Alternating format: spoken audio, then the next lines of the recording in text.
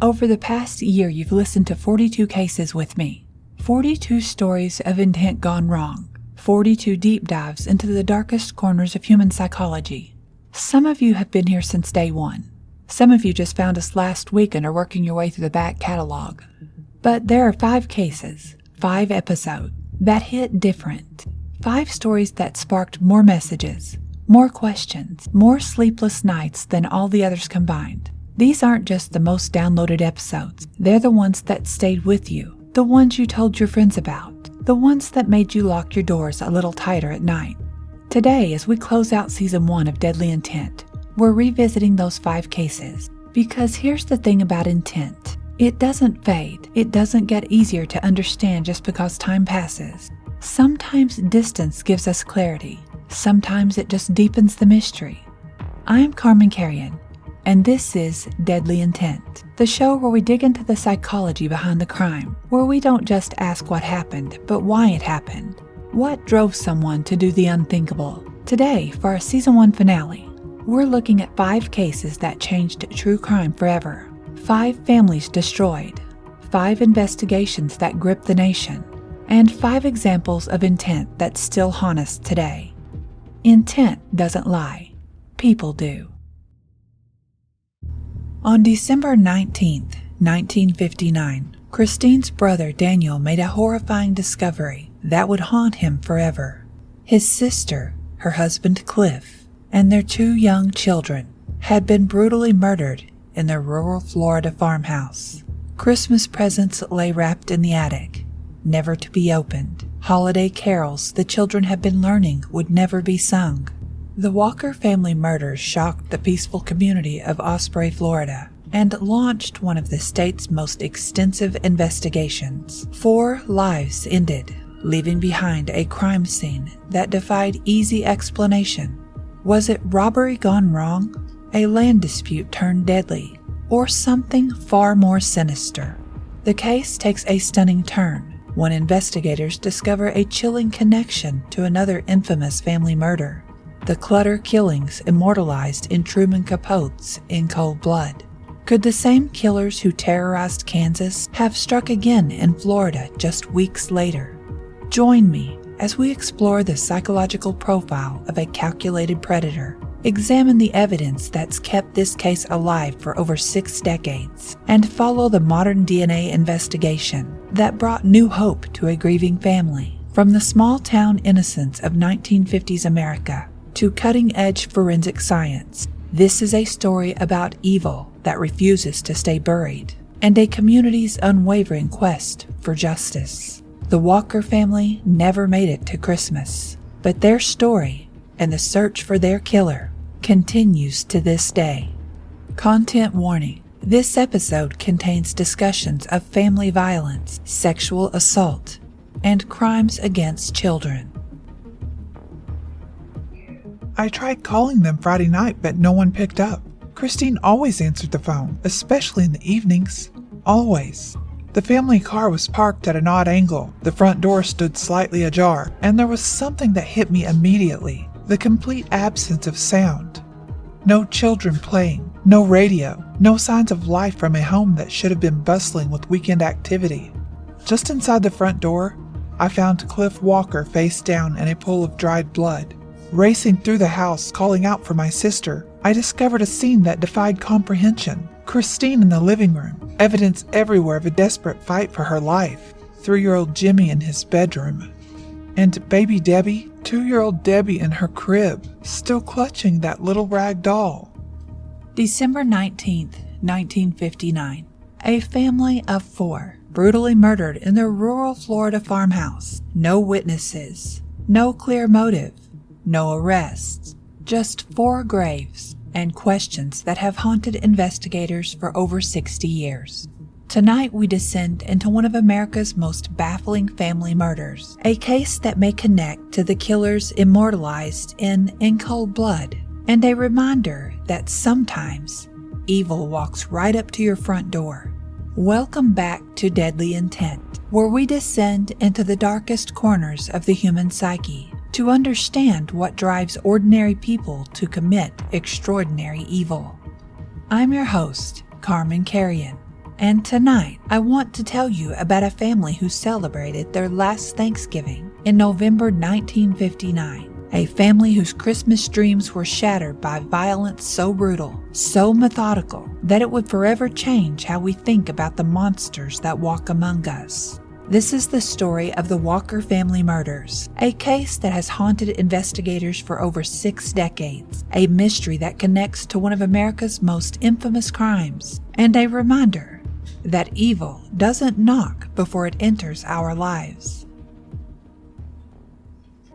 The year was 1959. America was riding high on post-war prosperity. In rural Florida, among the orange groves and cattle ranches of Sarasota County, the small community of Osprey embodied everything wholesome about American life. It was here, on a dirt road that stretched through endless farmland, that Cliff and Christine Walker had built their version of the American dream. Picture a county fair in 1954, the air thick with the scent of cotton candy and hay, children's laughter mixing with carnival music. It was here that 20-year-old Clifford Walker first laid eyes on Christine Peltz, and by all accounts, it was love at first sight. Christine was 19, with auburn hair that caught the Florida sunshine, and a smile that could light up any room. She had a vivacious spirit that drew people to her like moths to a flame. Cliff, by contrast, was quiet and thoughtful, a hard-working farm boy who dreamed of owning his own land someday. Their courtship was everything sweet and innocent about that era. Evening walks along dusty roads, church socials where Christine's laugh could be heard above the crowd, chaperone dates at the local diner where Christine worked as a waitress, serving sweet tea and homemade pie to farmers and travelers. Mary Thompson, Christine's closest friend from high school, would later remember, they were just kids in love. Christine had this way of bringing Cliff out of his shell. When they were together, you could see him transform from the shy farm boy into someone who'd light up just being near her. Within 6 months, they were married in a small ceremony at the First Baptist Church of Sarasota. Christine wore her mother's dress, slightly altered to fit her petite frame. Cliff stood at the altar in his only suit, his calloused hands trembling slightly as he slipped the simple gold band onto Christine's finger. They started their married life in a rental property on the outskirts of Osprey, but their dreams were bigger than that small house. Cliff worked multiple jobs, farm labor during the scorching Florida days, mechanical work in the evenings when the heat finally broke. Christine contributed by taking laundry from neighboring families, though she primarily focused on creating a warm home for their growing family. Jimmy arrived in 1956, a robust baby boy with his father's quiet demeanor and his mother's bright, curious eyes. From the moment he could walk, he shadowed his father everywhere, carrying a toy toolkit and mimicking Cliff's every movement as he worked on farm equipment. Debbie followed in 1957, a spirited little girl who had inherited her mother's engaging personality and infectious laugh.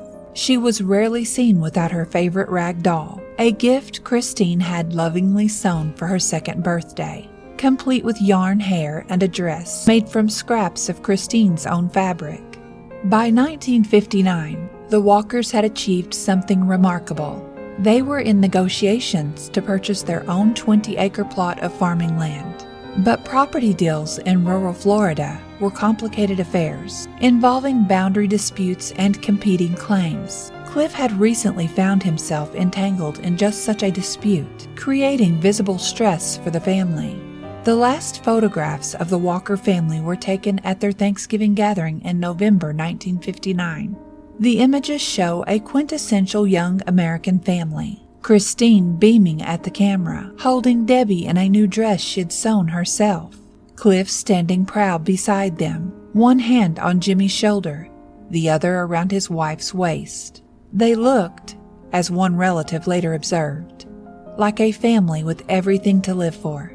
Christine had recently wallpapered the children's bedroom herself, choosing a pattern with small cowboys and horses that delighted Jimmy. She had written to her sister about her plans for Christmas. Homemade gifts were already hidden in the attic, and she was teaching the children carols to perform for their family gathering. Jimmy was known to follow his father around with that toy toolkit, while Debbie rarely went anywhere without her beloved rag doll, which she named Rosie after her grandmother. December 19th, 1959, dawned clear and unusually cool for Florida. The temperature had dipped into the low 50s overnight. For Christine's brother, Daniel McLeod, the day began with a nagging sense of unease that would prove tragically prophetic. The Walkers had missed a family gathering the previous evening, something entirely out of character for Christine, who was known for her religious attendance at family functions. I tried calling them Friday night, but no one picked up, Daniel would later tell investigators. Christine always answered the phone, especially in the evenings. Always. By early afternoon, after several more unanswered calls, Daniel decided to drive out to the Walker residence. The 20-minute drive along the dusty roads of rural Osprey felt interminable as he turned onto the long driveway leading to the Walker home. At approximately 2:30 p.m., several details immediately struck him as wrong.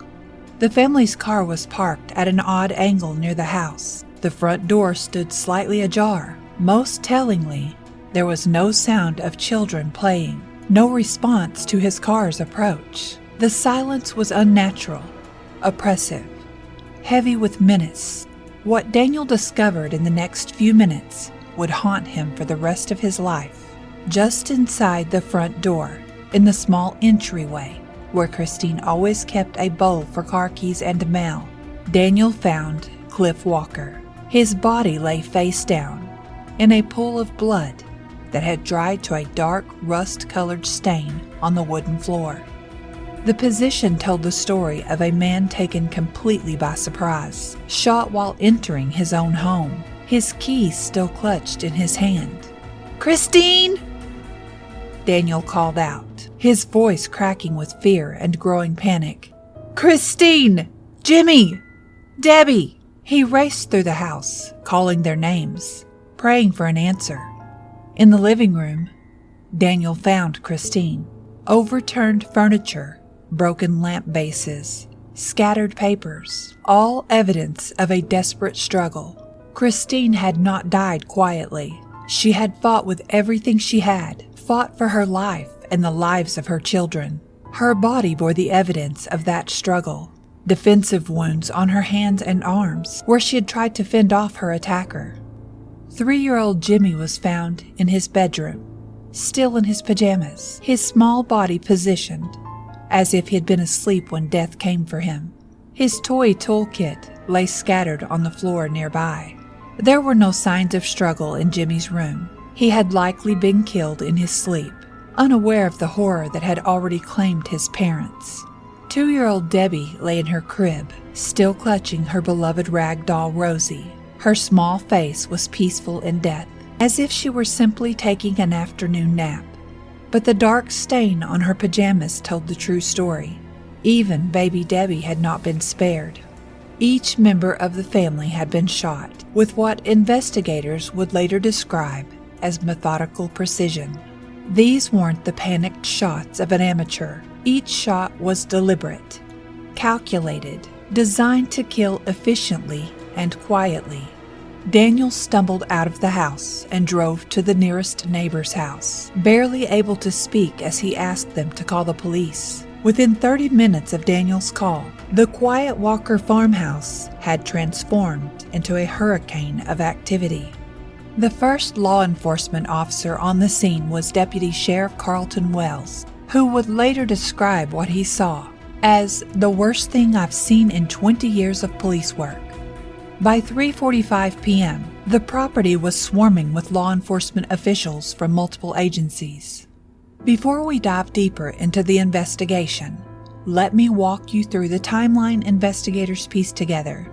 The final 24 hours of the Walker family's life, reconstructed from witness statements, forensic evidence, and bank records. Cliff Walker rises before dawn. As was his habit, neighbors report seeing lights in the Walker farmhouse kitchen, where Christine was preparing breakfast for the family. Christine and both children are spotted at Murphy's General Store, the small grocery store that served the rural Osprey community. Store owner Helen Murphy would later recall Christine seeming cheerful and relaxed, chatting about her Christmas baking plans. Little Debbie was fussing in her mother's arms, while 3-year-old Jimmy clutched a penny, deciding between candy options. Christine purchases ingredients for sweet potato pie, her signature dessert that neighbors often requested for special occasions. The receipt found later in the Walker kitchen showed she bought brown sugar, eggs, milk, and cinnamon. She mentioned to Mrs. Murphy that she planned to make several pies for Christmas gifts. 10:45 a.m. Cliff Walker is seen at Peterson's feed store, purchasing supplies for the livestock. Store clerk Robert Peterson noted that Cliff seemed a bit preoccupied, but attributed it to the ongoing land dispute. Cliff asked about winter feed prices and mentioned he might need to adjust his order depending on how the property deal progressed. 11:30 a.m., the most crucial entry in our timeline. Cliff Walker arrives at First National Bank of Sarasota. Bank teller Margaret Collins serves him as he cashes his weekly paycheck, $321.73. Collins would later tell investigators that Cliff seemed nervous, repeatedly checking the cash before folding it carefully into his wallet. This money, nearly $3,000 in today's currency, would later be found missing from his wallet. 12:15 p.m. Cliff stops at Henderson's hardware store, where he purchases a small repair part for his tractor. Owner Jim Henderson notices Cliff scanning the street frequently, as if watching for someone. When Henderson asks if everything is all right, Cliff responds, "Just got a lot on my mind with this land deal." 12:45 p.m.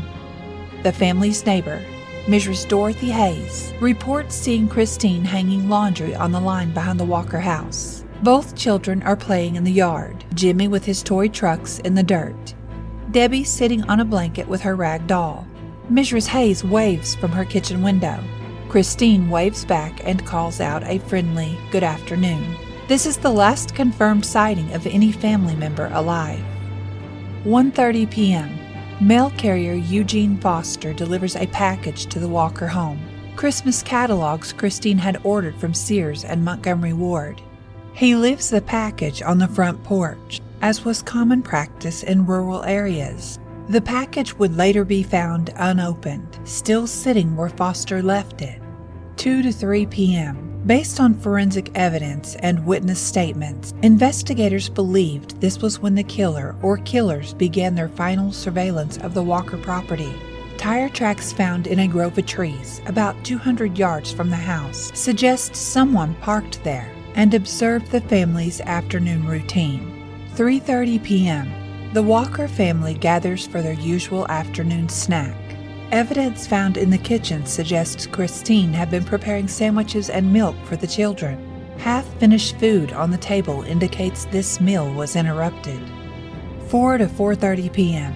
The estimated time when the killer approached the Walker home. Based on the position of Cliff's body and the blood evident, investigators believe he was returning from an errand, possibly checking on livestock or farm equipment, when he encountered his killer at the front door. 4:30 to 6 p.m. The murders occur.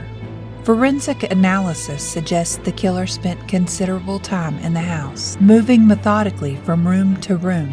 The systematic nature of the search, combined with the sexual assault evidence, indicates the perpetrator remained in the house for at least 90 minutes after the killings. 6 p.m. Approximate time the killer leaves the Walker property. Neighbors report no unusual sounds or disturbances during the evening hours, suggesting the murders were carried out quietly and efficiently.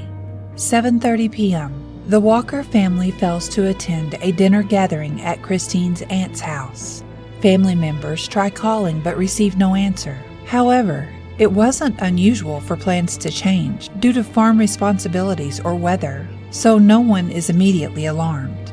December 19th, 1959.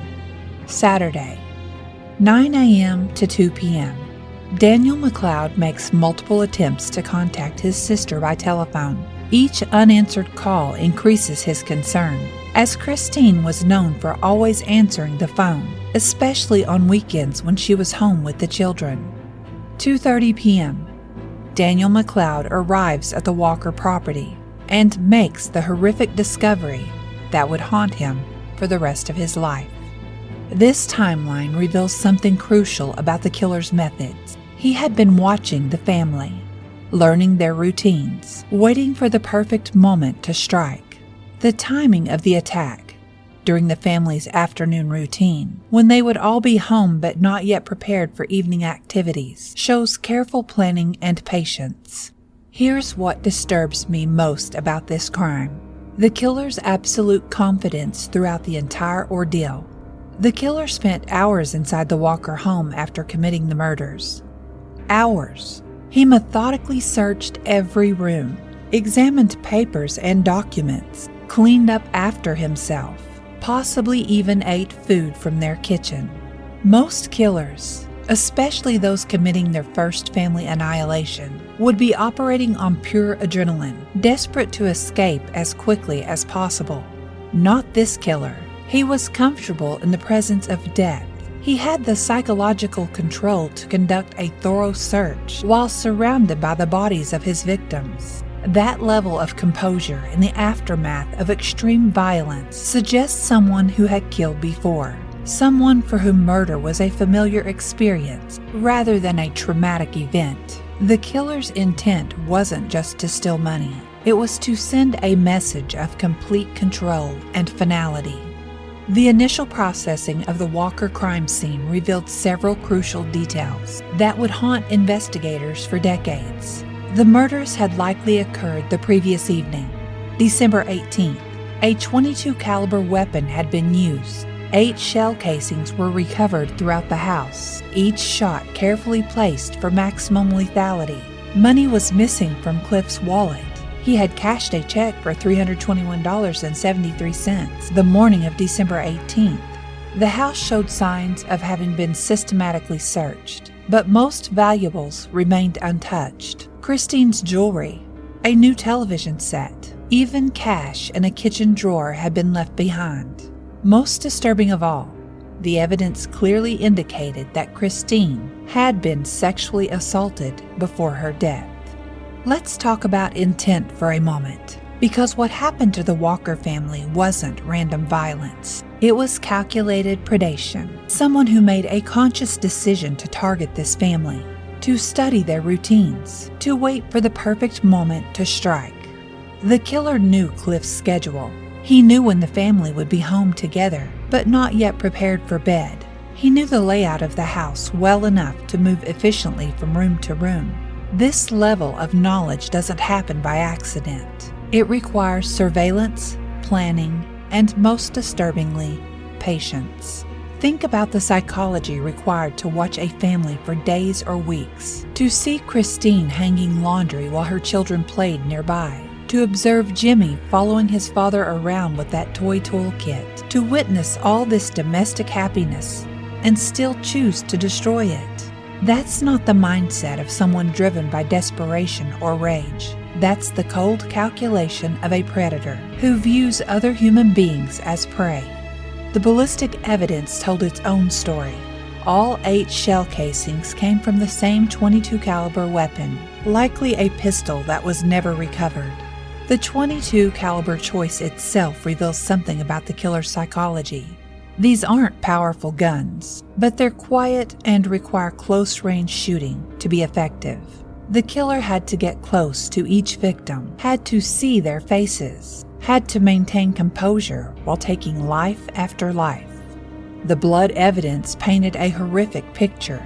In the entryway, the pattern indicated Cliff had been shot immediately upon entering the house. In the living room, the evidence told Christine's story of desperate resistance. Bloodstains on overturned furniture, drag marks across the floor.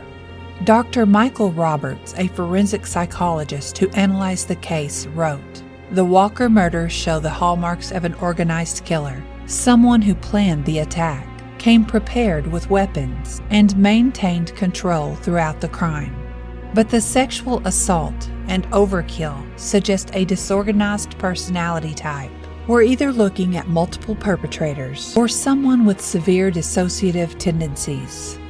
The Walker family murders would become the largest criminal investigation in Florida's history up to that point.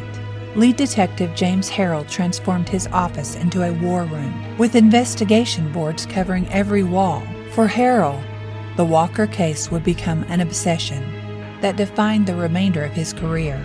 Within the first week, investigators had interviewed over 100 potential witnesses and developed several promising leads. The most significant was a series of reports about a mysterious vehicle spotted in the area on December 18th. Multiple witnesses described seeing an unfamiliar car, dark-colored with out-of-state license plates, and two male occupants who seemed to be paying unusual attention to properties along the rural roads. Mrs. Eleanor Hayes provided the most detailed account. "I was hanging laundry when this car drove past real slow. The passenger was looking at houses like he was casing them or something." Despite an extensive search and multiple public appeals, the mysterious vehicle was never definitively identified. The land dispute angle seemed promising initially, but quickly led to dead ends. Detective Sarah Monroe spent months investigating this angle, uncovering a web of competing interests involving the property Cliff was trying to purchase. However, most potential suspects had solid alibis, and the violence seemed excessive for a property disagreement. Other theories emerged: escaped convicts, transient criminals, organized crime connections, but each had compelling evidence paired with frustrating limitations. By the summer of 1960, the investigation had hit what law enforcement professionals call the wall.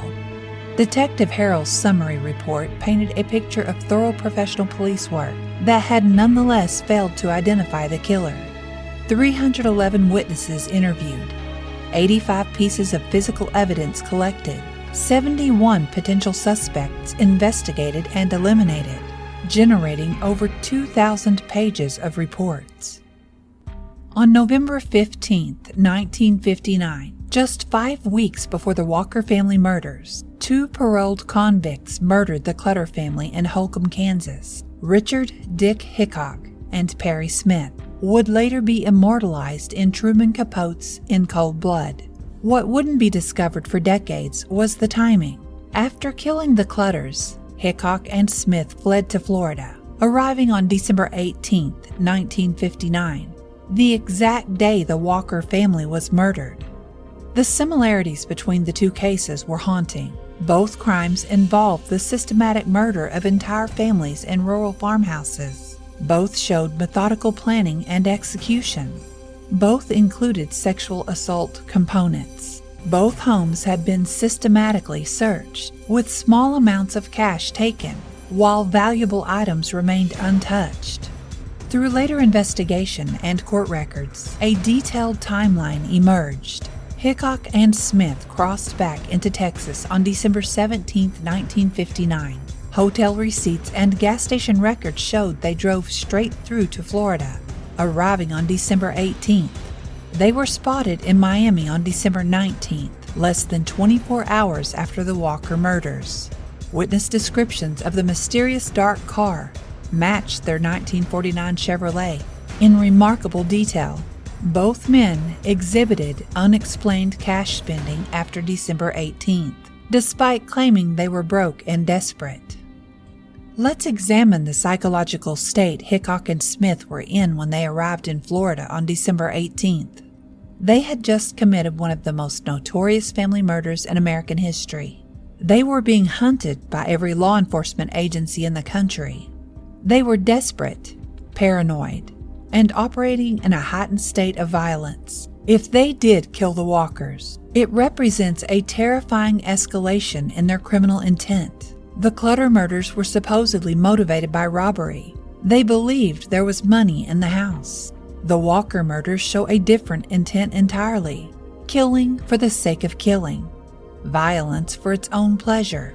The sexual assault component adds another disturbing layer. Hickok had a history of sexual violence, and the prolonged, sadistic nature of Christine's assault suggests someone taking pleasure in inflicting suffering.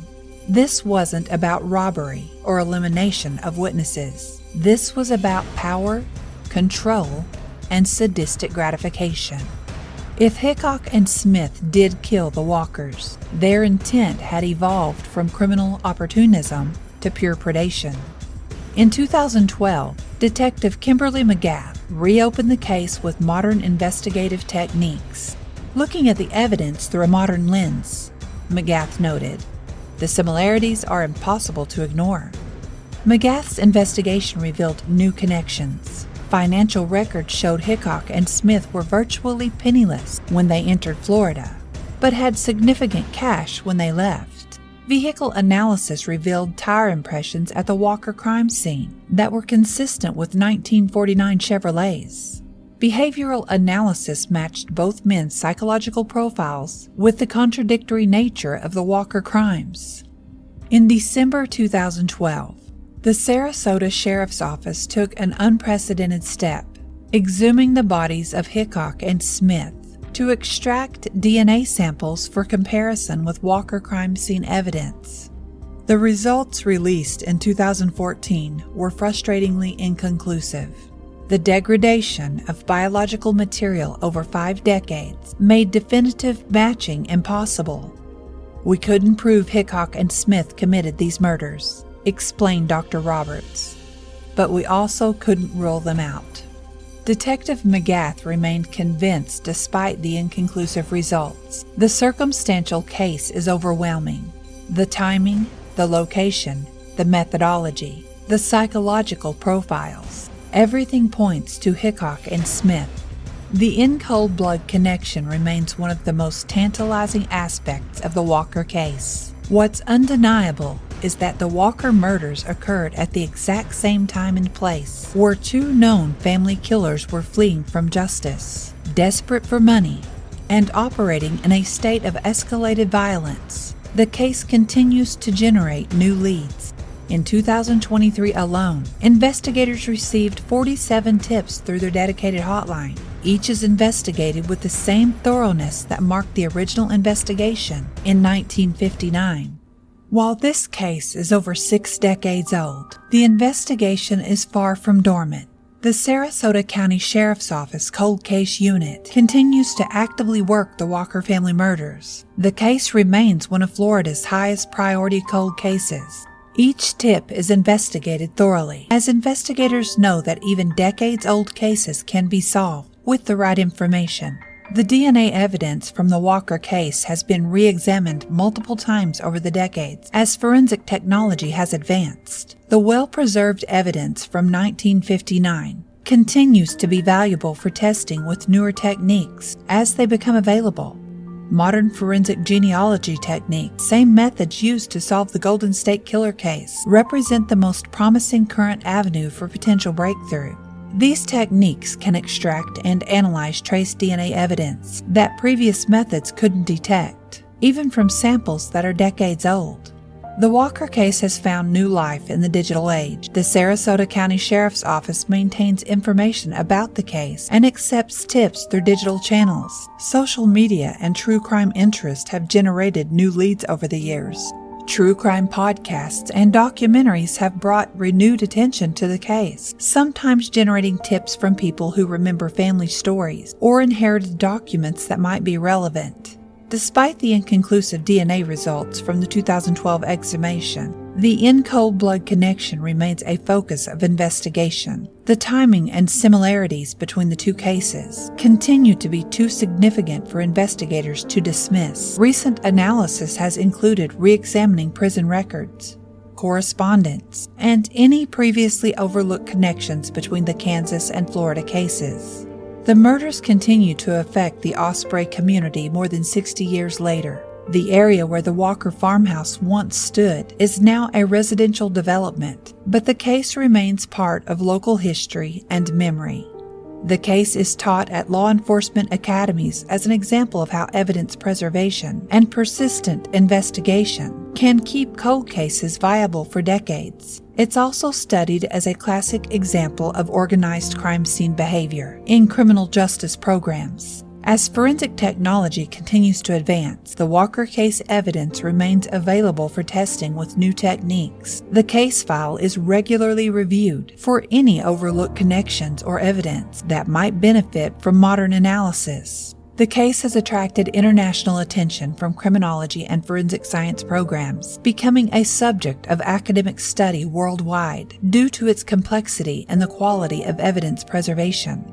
Members of the extended Walker family remain engaged with the investigation and maintain contact with law enforcement. The family continues to hope that advancing technology or new information will eventually provide the answers they've sought for over 6 decades. The case remains active with the Sarasota County Sheriff's Office as technology continues to advance and new forensic techniques become available. There remains hope that the Walker family murders may eventually be solved. Anyone with information about the Walker family murders is encouraged to contact the Sarasota County Sheriff's Office. The case demonstrates that even decades-old crimes can potentially be solved with the right combination of preserved evidence, advancing technology, and new information from the public. The question that remains. On a quiet December afternoon in 1959, 4 lives ended brutally in a modest Florida farmhouse. In the decades since, the Walker family murders have evolved from a local tragedy to a testament to the enduring nature of justice and the evolution of criminal investigation. The case remains officially open. The evidence, carefully preserved through 6 decades, awaits new technological advances that might finally provide answers. Each year brings new tools, new techniques, and new hope for resolution. What makes the case particularly haunting is the quality of the evidence. Unlike many cold cases from that era, the Walker murders were meticulously documented. The physical evidence was extensive and well preserved. Everything needed to solve the case was probably there, somewhere in those thousands of pages of reports. The Walker family home no longer stands, demolished in 1999 to make way for development. In the Osprey Cemetery, 4 graves commemorate the family. As this investigation continues, 4 simple questions echo through time. Who killed the Walker family? Why were they targeted? Will modern science finally provide answers? When will justice finally be served? The Walker case exemplifies both the evolution of investigative techniques and the enduring importance of basic police work. It serves as a teaching tool at law enforcement academies. The Walker family murders force us to confront uncomfortable truths about the nature of evil and the limits of justice. Sometimes, the most disturbing cases aren't those where we know who committed the crimes, but those where the perpetrator remains a shadow, a possibility, a question mark that refuses resolution. As I close this case file, I'm left thinking about December 18th, 1959. Somewhere, someone made a decision that day. Someone chose to drive to that isolated farmhouse. Someone chose to end 4 innocent lives. Someone walked away from that scene and continued living while the Walkers' dreams died with them.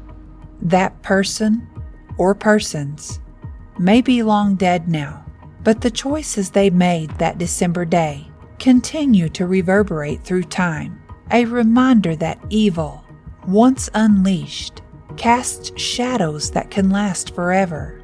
The search for justice continues, and somewhere in the evidence rooms and case files, the truth waits to be discovered. Thank you for joining me on this journey into the darkness. If you have any information about the Walker family murders, please contact the Sarasota County Sheriff's Office Cold Case Unit. Remember, evil often wears the mask of normalcy. Trust your instincts, protect your loved ones, and never forget that some monsters walk among us in broad daylight. Until next time, stay safe, stay vigilant, and beware the deadly intent that lurks in the human heart. Welcome back to Deadly Intent, the podcast that delves deep into the criminal mind to understand not just what happened, but why. I'm your host, Carmen Carrion, and today we're exploring one of America's most haunting unsolved mysteries. A case that challenges everything we think we know about family tragedy, criminal intent, and the dark possibilities that lurk beneath the surface of what appears to be a simple house fire. On Christmas Eve, 1945, in the small town of Fayetteville, West Virginia, the Sodder family home burned to the ground. George and Jenny Sodder escaped with 4 of their 10 children, but 5 children, Maurice, Martha, Louis, Jenny, and Betty, were never seen again. Their bodies were never found, and what began as what appeared to be a tragic accident would evolve into a mystery so complex, so filled with disturbing evidence of potential criminal intent, that it would consume the surviving family members for decades. This isn't just a story about a house fire. This is a story about possible kidnapping, potential organized crime connections, systematic intimidation, and a family's relentless pursuit of truth in the face of indifferent authorities. Today we're going to examine the psychological profiles of everyone involved, analyze the criminal behavior patterns that emerge from this case, and explore the dark possibilities of what really happened to the Sodder children. To understand this case, we need to understand the Sodder family and the world they lived in. George Sodder was an Italian immigrant who had built a successful life in America. Born Giorgio Soddu in Sardinia, he arrived in the United States in 1908 and eventually settled in Fayetteville, West Virginia, where he established a trucking business and coal operation.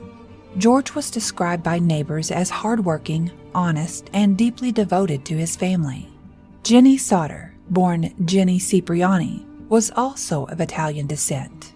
Together, George and Jenny have built what appeared to be the American dream: a large family, a successful business, and standing in their community. They had 10 children: Marion, John, George Jr., Maurice, Martha, Louis, Jenny, Betty, Sylvia, and John. But George Sodder was also a man with strong political opinions, and this is where our story begins to take on darker undertones. George was vocally anti-fascist and anti-Mussolini, opinions that put him at odds with some members of the Italian-American community who supported the fascist regime. This wasn't casual political disagreement. George's opposition was passionate and public, and it would come back to haunt his family in ways they never could have imagined. To understand the danger George Sodder faced, we need to examine the political climate of the 1940s Italian-American community. World War II had created deep divisions within Italian-American families and communities. While many Italian-Americans served honorably in the U.S. military and supported the Allied cause, there remained pockets of pro-fascist sympathizers who viewed Mussolini as a strong leader who had brought pride back to Italy.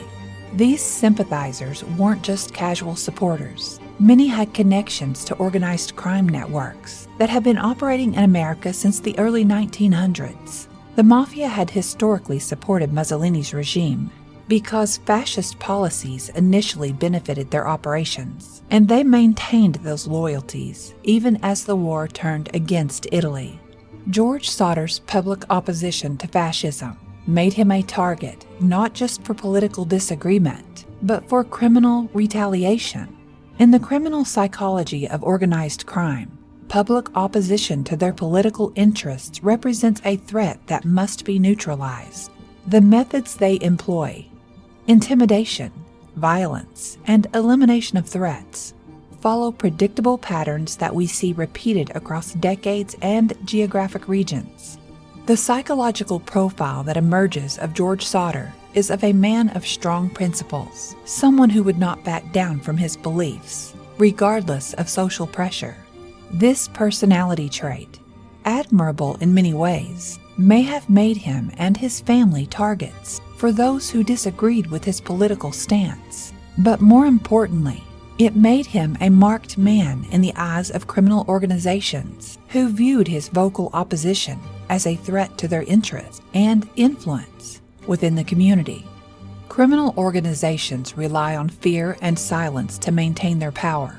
When someone like George Sodder speaks out publicly against their political interests, they face a choice: allow the opposition to continue and risk encouraging others to speak out, or make an example that will silence not just the individual, but anyone else who might consider similar opposition. The threats George received in the months leading up to the fire followed the classic pattern of organized crime intimidation, escalating warnings designed to give the target a chance to comply before more severe measures are taken. This pattern reveals criminal minds that operate with calculated precision, always giving their targets a choice before moving to more extreme measures. Now let's examine the events that fateful Christmas Eve in 1945, because the criminal behavior patterns that emerge from this night are deeply disturbing and suggest this was far from the simple house fire that authorities initially claimed it to be. December 24th, 1945. It should have been a night of celebration for the Sodder family. Christmas Eve was traditionally a time of joy and togetherness for this close-knit Italian-American family. Instead, it became the beginning of a nightmare that would never end. The events of that night have been analyzed and reanalyzed countless times, but when we examine them through the lens of criminal psychology and behavioral analysis, disturbing patterns emerge that suggest premeditation and criminal intent. Let me walk you through what happened, paying close attention to the details that investigators either missed or chose to ignore. Earlier that evening, the family had celebrated Christmas Eve together. The children had performed their annual Christmas play, a tradition that Jenny Sodder cherished. George had gone to bed early, around 9 p.m. Jenny stayed up later with some of the children, and around 10 p.m., she sent them to bed before retiring herself. But here's where the first red flag appears. Around 12:30 a.m., Jenny was awakened by a phone call. When she answered, an unfamiliar woman's voice asked for someone who didn't live there. The caller seemed confused and hung up. Jenny found this odd, but dismissed it and went back to bed. From a criminal psychology perspective, this phone call takes on sinister significance when viewed in the context of what happened next. Prank calls in the middle of the night were not common in 1945 rural West Virginia. The timing, just before the fire started, suggests this may have been a test to see who was awake in the house, or possibly a distraction tactic. Around 1 a.m., Jenny was awakened again, this time by a loud noise on the roof and a rolling sound. She assumed it might be one of the older children who was still up. She dozed back off to sleep, only to be awakened again around 1:30 a.m. by the smell of smoke. The house was on fire. What happened next reveals behavioral patterns that, when analyzed carefully, strongly suggest criminal intervention rather than accident. George and Jenny immediately began evacuating their children. They were able to get 4 children out safely: Marion, George Jr., John, and Sylvia. The other 6 children, Maurice, 14, Martha, 12, Louis, 9, Jenny, 8, Betty, 5, and baby John, 2, were still inside. But here's where the story becomes truly disturbing. When George tried to rescue the remaining children, he found that both of the family's trucks, vehicles he had driven just hours before, would not start. Both vehicles, simultaneously, in freezing weather where engines were routinely started without problem. George then tried to access a ladder that was normally kept against the side of the house. The ladder was gone. It was later found thrown into a nearby ravine, far from where it should have been. When George tried to draw water from the family's water barrel to fight the fire, he found it was frozen solid, unusual for the temperature that night, which wasn't cold enough to freeze a full barrel of standing water. From a criminal behavior standpoint, these aren't coincidences. These are the systematic removal of escape and rescue options. This is the work of someone who knew the family's routine, knew their resources, and took steps to ensure that rescue would be impossible. The fire department wasn't called until 8 a.m. the next morning, 7 hours after the fire started. Why? Because the Sodder family's phone lines had been cut. Now I want you to really think about what I just described. In the space of a few hours, every single safety mechanism the Sodder family might have relied upon was systematically compromised. The trucks wouldn't start. Both of them, simultaneously, despite being in working order hours before. The ladder was removed from its normal location and thrown into a ravine. The water supply was mysteriously frozen. The phone lines were cut. This isn't the random hand of fate. This is the methodical work of someone with criminal intent. Someone who wanted to ensure that any rescue attempt would fail. Let me break down the criminal psychology behind each of these elements, because understanding the mindset of the perpetrators is crucial to understanding what really happened that night.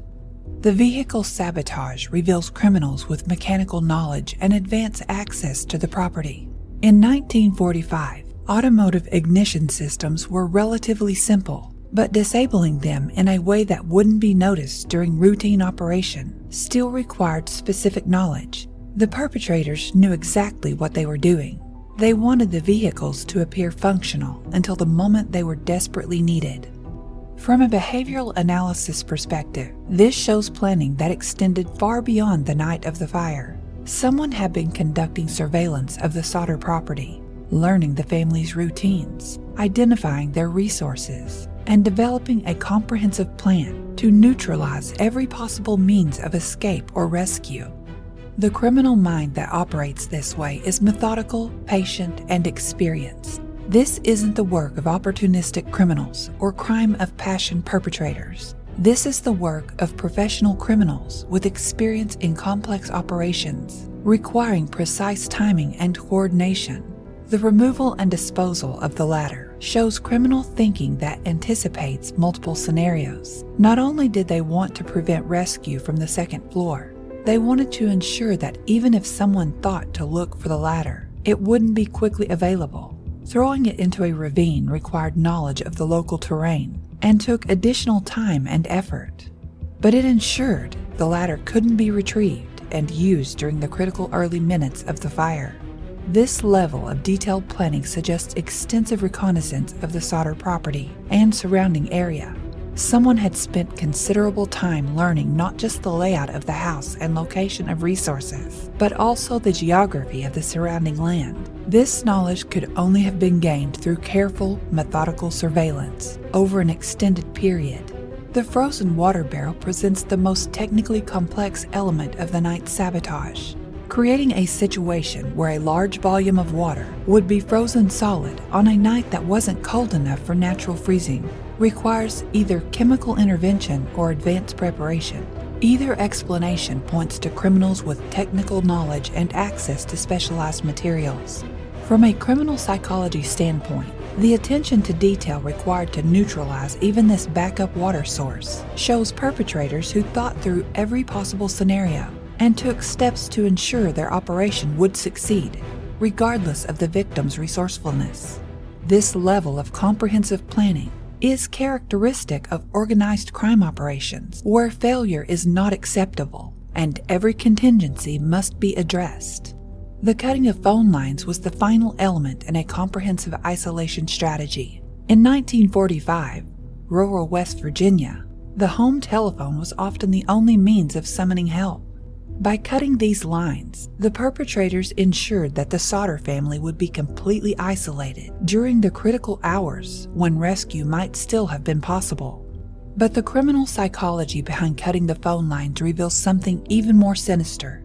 The perpetrators wanted the family to survive long enough to understand what was happening to them. They wanted George and Jenny Sodder to watch their house burn, to realize their children were gone, and to understand that this was retribution for George's political activities. This isn't just criminal behavior. This is psychological terrorism designed to maximize trauma and send a message, not just to the immediate victims, but to anyone else who might consider similar opposition to their interests. But the most disturbing aspect of this case, and the element that reveals the true criminal mindset at work, is what happened to the bodies of the 5 missing children. When investigators sifted through the ashes of the house, they found no human remains. None. No bones, no teeth, no tissue. Nothing that would indicate 5 children had perished in that fire. Now, I've researched house fires extensively for this podcast, and I can tell you that the human body does not simply disappear in a residential house fire. Bones survive. Teeth survive. There are always remains, always evidence of human presence. The temperatures required to completely cremate a human body far exceed what a typical house fire can generate. The official explanation? The fire burned so hot that it completely consumed the children's bodies, leaving no trace. But this explanation defies basic physics and fire science. A house fire, even one that burns for hours, simply cannot reach the temperatures necessary to completely destroy human bone and dental remains. Yet, investigators closed the case, ruling the children's deaths as accidental, despite the complete absence of any physical evidence that they had died in the fire. This is where we need to examine the possibility that the Sodder children were not victims of a tragic house fire, but victims of a carefully planned kidnapping operation disguised as an accident. Let's examine the evidence that suggests the 5 Sodder children were kidnapped, not killed, and analyze the criminal psychology behind such an operation. First, let's consider the timing.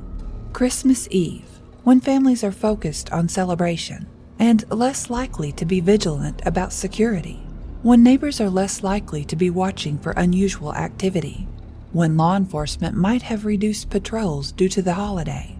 This timing suggests someone who understood the family's routines and chose the optimal moment for their operation. Second, let's examine the systematic disabling of escape and rescue options. This level of preparation indicates extensive surveillance and planning, as we've already discussed. Someone had studied the Sodder family's property, knew their resources, and took steps to ensure that rescue would be impossible. This isn't the work of an opportunistic criminal. This is the work of organized, methodical criminals with a specific objective. But what was that objective?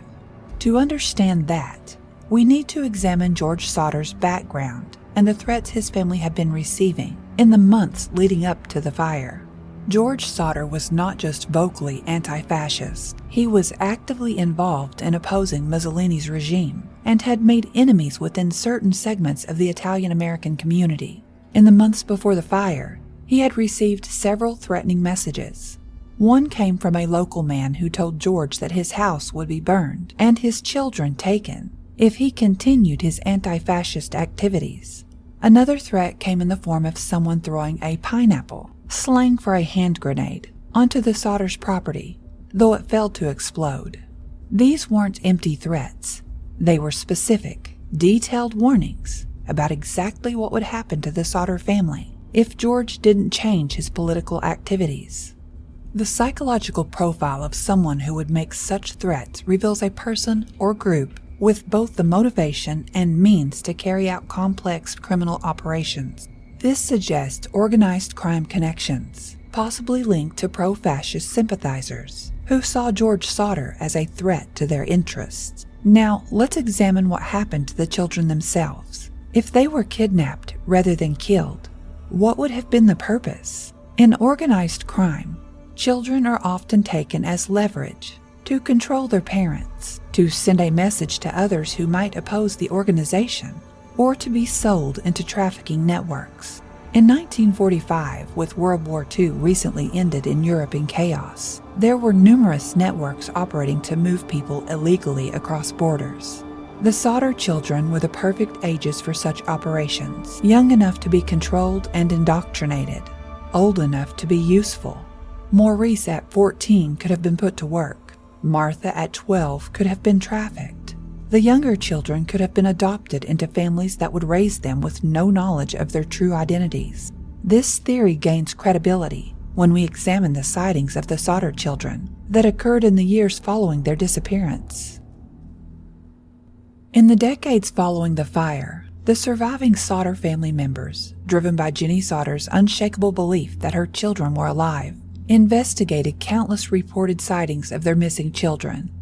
From a behavioral analysis perspective, these sightings follow patterns that suggest legitimacy rather than misidentification or wishful thinking. In 1947, a woman at a Charleston hotel saw a girl she believed to be Betty Sodder with an Italian-speaking couple. The girl appeared frightened and seemed to recognize her name when it was called, but the couple quickly left with her. This sighting is significant from a criminal psychology standpoint because it follows the expected pattern for kidnapped children being moved through trafficking networks. Charleston was a transportation hub where people could travel without attracting attention. The presence of Italian-speaking adults suggests connections to the same criminal networks that may have been responsible for the original kidnapping. The girl's apparent recognition of her name, combined with her frightened demeanor and the adult's hasty departure when her name was called, indicates a child who retained memory of her original identity, but was under the control of people who didn't want that identity discovered. This behavior pattern is consistent with children who have been kidnapped and integrated into trafficking operations, but haven't been completely broken of their original memories. In the 1960s, a private investigator hired by the family tracked a woman to a convent school who matched Martha Sodder's description and age. When approached, the woman seemed to recognize the name Martha, but was quickly ushered away by school officials. The convent school sighting is especially compelling from a criminal psychology perspective because religious institutions were often used by organized crime networks to place kidnapped children in environments where they could be isolated from their original families, but raised in respectable circumstances. Convents and religious schools provided perfect cover for children whose origins couldn't be easily explained. They were assumed to be orphans or children from troubled families, seeking religious guidance. The woman's apparent recognition of the name Martha suggests retained memory, while the school officials' quick intervention indicates institutional knowledge that this person's background was not to be investigated. This pattern is consistent with religious institutions that may have been unknowingly or complicitly involved in providing safe harbor for kidnapped children. Most compellingly, in 1967, Jenny Sodder received a photograph in the mail. It showed a young man who bore a striking resemblance to what Louis Sodder would have looked like at age 30. On the back was written, "Louis Sodder, I love Brother Frankie little boys, A9132 or 35. The photograph represents the most significant evidence that at least one of the Sodder children survived and retained knowledge of his original identity. From a behavioral analysis perspective, the photograph and message reveal someone who wanted to make contact with his original family, but was constrained by circumstances that made direct contact dangerous or impossible. The reference to Brother Frankie is particularly significant. Frankie was a family nickname used for one of the surviving Sodder children. This wasn't public knowledge that could have been discovered through research. This was intimate family information that only someone who had lived with the family would know. The cryptic nature of the message suggests someone who was trying to communicate his identity, while being careful not to reveal information that might endanger himself or others. The alphanumeric codes may have been location references, prison numbers, or other identifying information that he hoped his family might be able to decode. The photograph was analyzed by experts and deemed authentic to the time period. The cryptic message suggests someone trying to communicate their identity, while being careful not to reveal too much information that might endanger themselves or their family. From a psychological profiling standpoint, the person who sent this photograph was someone who had been separated from his family as a child, but had never forgotten his origins. He retained specific knowledge of family members and nicknames that wasn't publicly available. He wanted to reconnect with his family, but was operating under constraints that made direct contact impossible or dangerous. This profile is consistent with someone who had been kidnapped as a child and integrated into a criminal organization or trafficking network, but who had grown up retaining memories of his original life. and harboring a desire to reconnect with his birth family. The fact that he waited until 1967, 22 years after his disappearance, to make contact suggests either that he had only recently gained enough freedom to attempt communication, or that it had taken him that long to locate his surviving family members. These sightings and communications follow the pattern we would expect if the children have been kidnapped and integrated into new families or institutions. They show evidence of recognition and attempted contact, but also fear and constraint that suggests ongoing control by their captors. The psychological pattern that emerges from these various sightings is consistent with children who were kidnapped at young ages, but retained core memories of their original identities. As they aged, they would naturally become curious about their backgrounds and might attempt to seek out information about their original families. However, if they were being held within criminal organizations or had been placed in situations where revealing their true identities could be dangerous, their attempts at contact would necessarily be cautious and indirect. This behavior pattern, retained memory combined with constrained communication attempts, is exactly what we would expect to see if the Sodder children had been kidnapped rather than killed, and if some or all of them had survived into adulthood while remaining under the control or influence of their original captors. The psychological impact on the surviving family members, especially Jenny Sodder, reveals the devastating long-term effects of this type of criminal operation. Jenny spent the rest of her life, she died in 1989, searching for her children.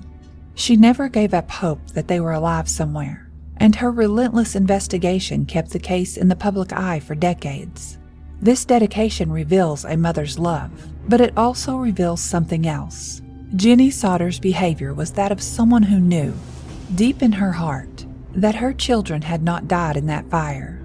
Her maternal instincts, combined with the absence of physical evidence, drove her to continue searching even when authorities had given up. Now let's examine the law enforcement response to this case, because the behavioral patterns of the investigating authorities reveal either stunning incompetence or deliberate obstruction of justice. The initial fire investigation was cursory at best. The fire chief, F.J. Morris, arrived at the scene and quickly determined that the fire was accidental, caused by faulty electrical wiring. But Morris had no training in fire investigation, and his conclusion was reached before any thorough examination of the scene had been conducted. When George Sodder questioned the absence of human remains, Morris told him that the fire had burned so hot that the bodies were completely consumed. But Morris offered no scientific evidence to support this claim, and subsequent expert analysis has shown it to be impossible. Even more disturbing, when George Sodder hired a private investigator and brought in independent fire experts, local authorities actively discouraged their involvement. Evidence was destroyed or became unavailable for examination. Witnesses who might have provided valuable information were not interviewed, or their statements were dismissed without investigation. This pattern of obstruction suggests either corruption within local law enforcement or pressure from outside forces to keep the case closed. Given George Sodder's political activities and the threats he had received, it's possible that local authorities were either sympathetic to those who opposed his anti-fascist stance or were actively intimidated into not pursuing the investigation. The psychological profile of officials who would engage in such obstruction reveals individuals who were either compromised by outside interests or so influenced by local politics that they prioritized maintaining the status quo over seeking justice for 5 missing children. This type of institutional failure is not uncommon in cases involving organized crime or political intimidation. When criminal organizations have sufficient influence within local communities, they can effectively control the narrative around their activities and prevent serious investigation of their crimes. The Sodder case represents a perfect example of how criminal intent can be hidden behind the appearance of tragic accident, and how institutional failure can allow perpetrators to escape justice for decades. As we analyze this case from a criminal psychology perspective, several disturbing patterns emerge that point to a carefully orchestrated operation with multiple phases and participants. The systematic disabling of the Sodders' escape and rescue options required extensive knowledge of their property and routines. Someone had been watching this family, learning their habits, and planning for months. The threats George Sodder received weren't random acts of violence. They were specific warnings designed to give him a chance to comply with demands to stop his political activities. When he refused to be intimidated, the operation moved to the next phase. The Christmas Eve operation was carried out with military precision. Every potential rescue method was neutralized. The fire was started in a way that would consume evidence. The children were removed from the house before or during the early stages of the fire. Local authorities were either corrupted or intimidated into accepting the accidental fire explanation. Evidence was destroyed or hidden. Witnesses were silenced. The case was closed without a thorough investigation. This type of operation requires significant resources, planning, and coordination. It suggests involvement by organized crime groups with the capability to plan complex operations and the influence to control local law enforcement response. The psychological profile of the perpetrators reveals individuals with experience in kidnapping operations, knowledge of fire and evidence destruction, and connections within local government and law enforcement. This isn't the work of amateur criminals. This is the work of professionals. But what happened to the children after they were taken? This is where the case becomes even more heartbreaking, because the evidence suggests they may have survived for years, possibly decades, after their kidnapping. The sightings, the photograph, the reported encounters with individuals who seemed to recognize their names. All of this points to children who were integrated into new lives, but retained some memory of their original identities.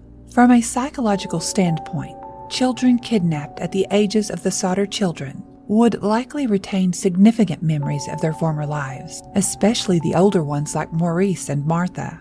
They might have been told their parents were dead, or that their parents had abandoned them. They might have been threatened with harm if they ever tried to return home. But they would remember, and as they grew older, they might have attempted to make contact with their original family, which could explain the mysterious photograph and some of the reported sightings. The long-term psychological impact of this case extends far beyond the immediate victims. The surviving Sodder family members spent decades living with uncertainty, hope, and grief in equal measure. Jenny Sodder's behavior in the years following the fire reveals a woman driven by maternal instinct and absolute conviction that her children were alive. She refused to accept the official explanation, spent thousands of dollars on private investigators, and never stopped searching. This behavior is consistent with what we see in families of kidnapping victims, a refusal to accept death without proof, and a willingness to pursue even the slimmest hope of recovery. Jenny's dedication wasn't denial. It was a mother's recognition that something fundamental didn't make sense about the official story. The surviving children also showed long-term psychological effects. They remained close-knit as adults, protective of their family's story, and committed to continuing the search for their missing siblings. This loyalty and dedication suggests a family that understood they were victims of criminal intent, not random tragedy. But perhaps the most disturbing psychological aspect of this case is the effect on the community. Fayetteville, West Virginia was a small town where everyone knew everyone else. The Sodder family's tragedy should have united the community in support and demand for justice. Instead, many community members seemed eager to accept the official explanation and move on. This suggests either widespread intimidation that made people afraid to speak out, or a community that was divided along political and ethnic lines and saw the Sodders as outsiders who had brought trouble on themselves. The Sodder case represents not just the tragedy of 5 missing children, but the tragedy of a community that failed to protect its most vulnerable members and seek justice for crimes committed within its borders. As we conclude our examination of the Sodder children disappearance, it's important to consider what this case teaches us about criminal intent, institutional failure, and the long-term effects of unresolved crime. From a criminal psychology perspective, This case represents a textbook example of how organized criminal operations can disguise themselves as random tragedies. The systematic nature of the operation, the precision of the execution, and the effectiveness of the cover-up all point to perpetrators with experience and resources far beyond typical criminals. The threats George Sodder received, his political activities, and the timing of the operation all suggest this was a politically motivated crime designed to silence opposition and send a message to others who might challenge certain interests within the Italian-American community. But this case also reveals the devastating long-term effects of institutional failure. When law enforcement agencies fail to properly investigate crimes, whether through incompetence, corruption, or intimidation, the effects ripple through families and communities for generations. Jenny Sodder died in 1989 without ever learning the truth about what happened to her children. She spent 44 years of her life searching for them, never giving up hope, never accepting the official story that made no scientific sense. The surviving family members continue to hope for answers even today, nearly 80 years after the Christmas Eve fire. They deserve truth. They deserve justice. And most importantly, they deserve to know what happened to Maurice, Martha, Louis, Jenny, and Betty Sodder. From a behavioral analysis standpoint, the perpetrators of this crime demonstrated sophisticated planning, execution, and cover-up capabilities. They succeeded in making 5 children disappear without leaving evidence, in controlling the official investigation, and in maintaining their secret for decades. But criminal operations of this complexity require multiple participants, and people talk. Someone, somewhere, knows what really happened to the Sodder children. Someone knows who planned the operation, who carried it out, and where those children were taken.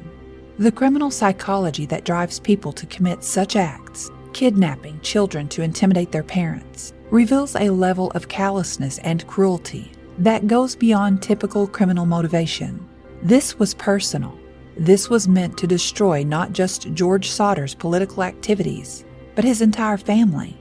The fact that it succeeded, that George Sodder was effectively silenced and never again spoke out publicly against fascism, shows how effective this type of terrorism can be in suppressing opposition and controlling communities through fear.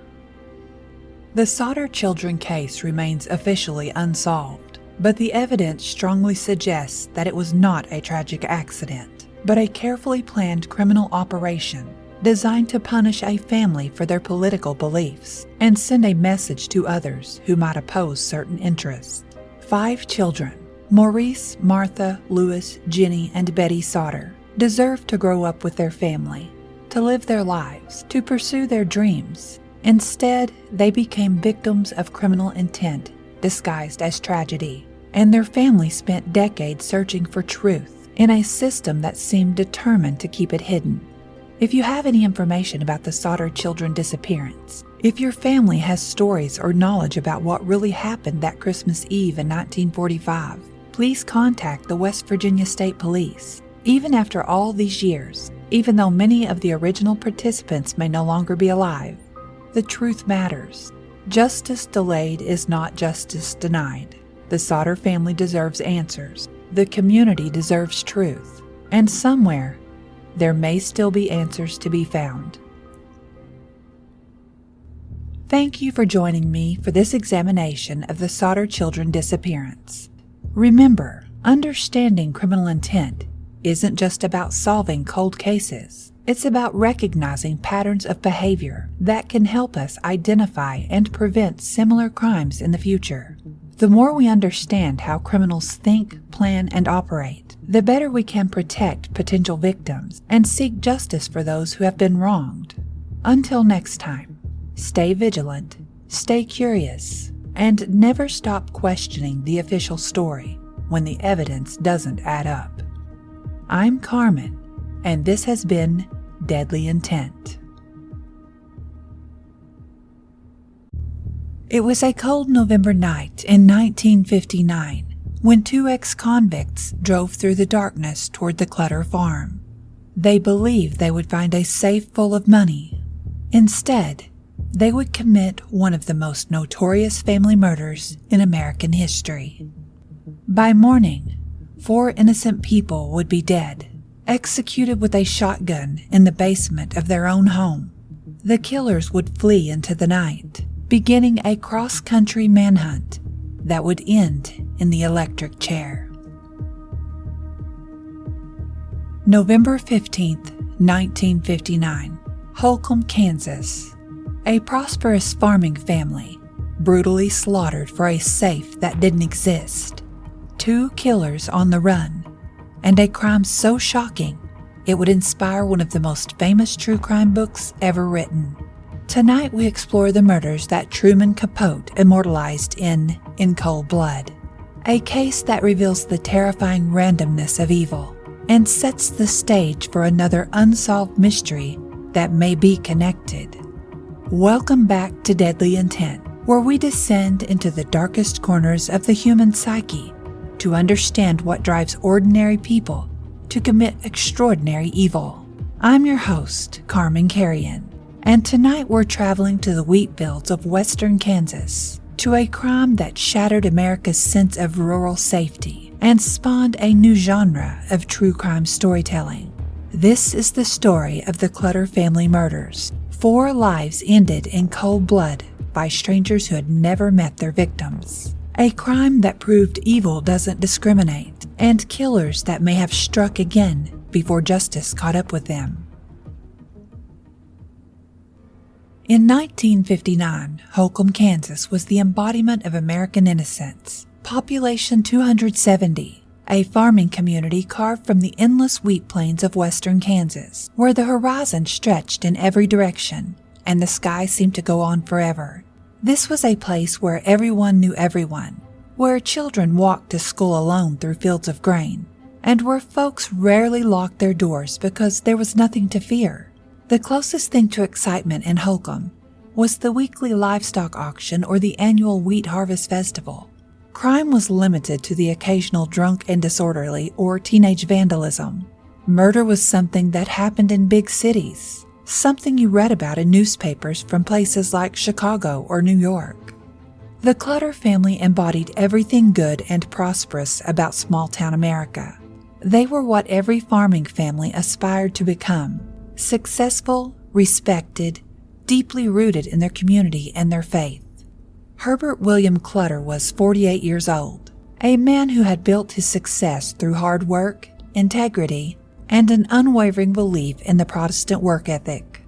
Standing 6 feet tall with graying hair and kind eyes behind wire-rimmed glasses, Herb was exactly what central casting would have ordered for the role of the ideal American farmer. But Herb was far more than just a farmer. He was a businessman, a community leader, and a visionary who had transformed his inherited land into one of the most successful agricultural operations in western Kansas. River Valley Farms sprawled across thousands of acres, employing 18 full-time workers and generating substantial income from wheat, cattle, sheep, and various other crops. Herb didn't drink, didn't smoke, and didn't allow alcohol or cigarettes in his house. He was a devout Methodist who believed that success came from hard work and moral living. His word was his bond, and his handshake was worth more than most written contracts. In a community where reputation meant everything, Herb Clutter's reputation was spotless. His wife, Bonnie Mae Fox Clutter, 45, presented a more complex picture. Once vivacious and outgoing, Bonnie had struggled for years with what they called nervous troubles in that era. Severe depression that came and went in debilitating waves. Modern medicine might have been able to help her, but in 1959, mental health treatment was primitive and often ineffective. Despite her illness, Bonnie was beloved by those who knew her. When she was well, she was a gentle soul who taught Sunday school, organized church socials, and tended to her family with quiet devotion. Her struggles with depression had made her more compassionate, not less, and she was known throughout the community for her kindness to anyone who was suffering. The Clutter children were the pride of their parents' lives, each embodying the best qualities of their mother and father. Nancy Mae Clutter, 16, was everything a teenage girl in 1959 was supposed to be. Pretty, popular, talented, and wholesome. With blonde hair and bright blue eyes, she had inherited her father's confidence and her mother's gentle nature. Nancy was class president at Holcomb High School, a skilled horsewoman who showed horses at county fairs, an accomplished pianist who played for church services, and a natural leader who somehow managed to be popular without making enemies. She was engaged to her high school sweetheart, Bobby Rupp, the star of the basketball team, and the kind of clean-cut young man that parents dreamed their daughters would marry. Nancy and Bobby's relationship was the talk of Holcomb. Two attractive, successful young people who seemed destined for a storybook marriage and a bright future.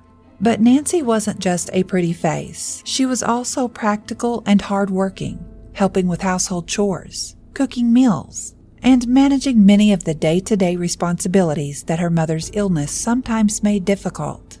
Nancy had that rare combination of beauty, intelligence, and kindness that made her beloved by everyone who knew her. Kenyon Neal Clutter, 15, was quieter than his sister, but equally gifted in his own way. Tall for his age and still growing into his lanky frame, Kenyon had inherited his father's thoughtful temperament and methodical approach to life.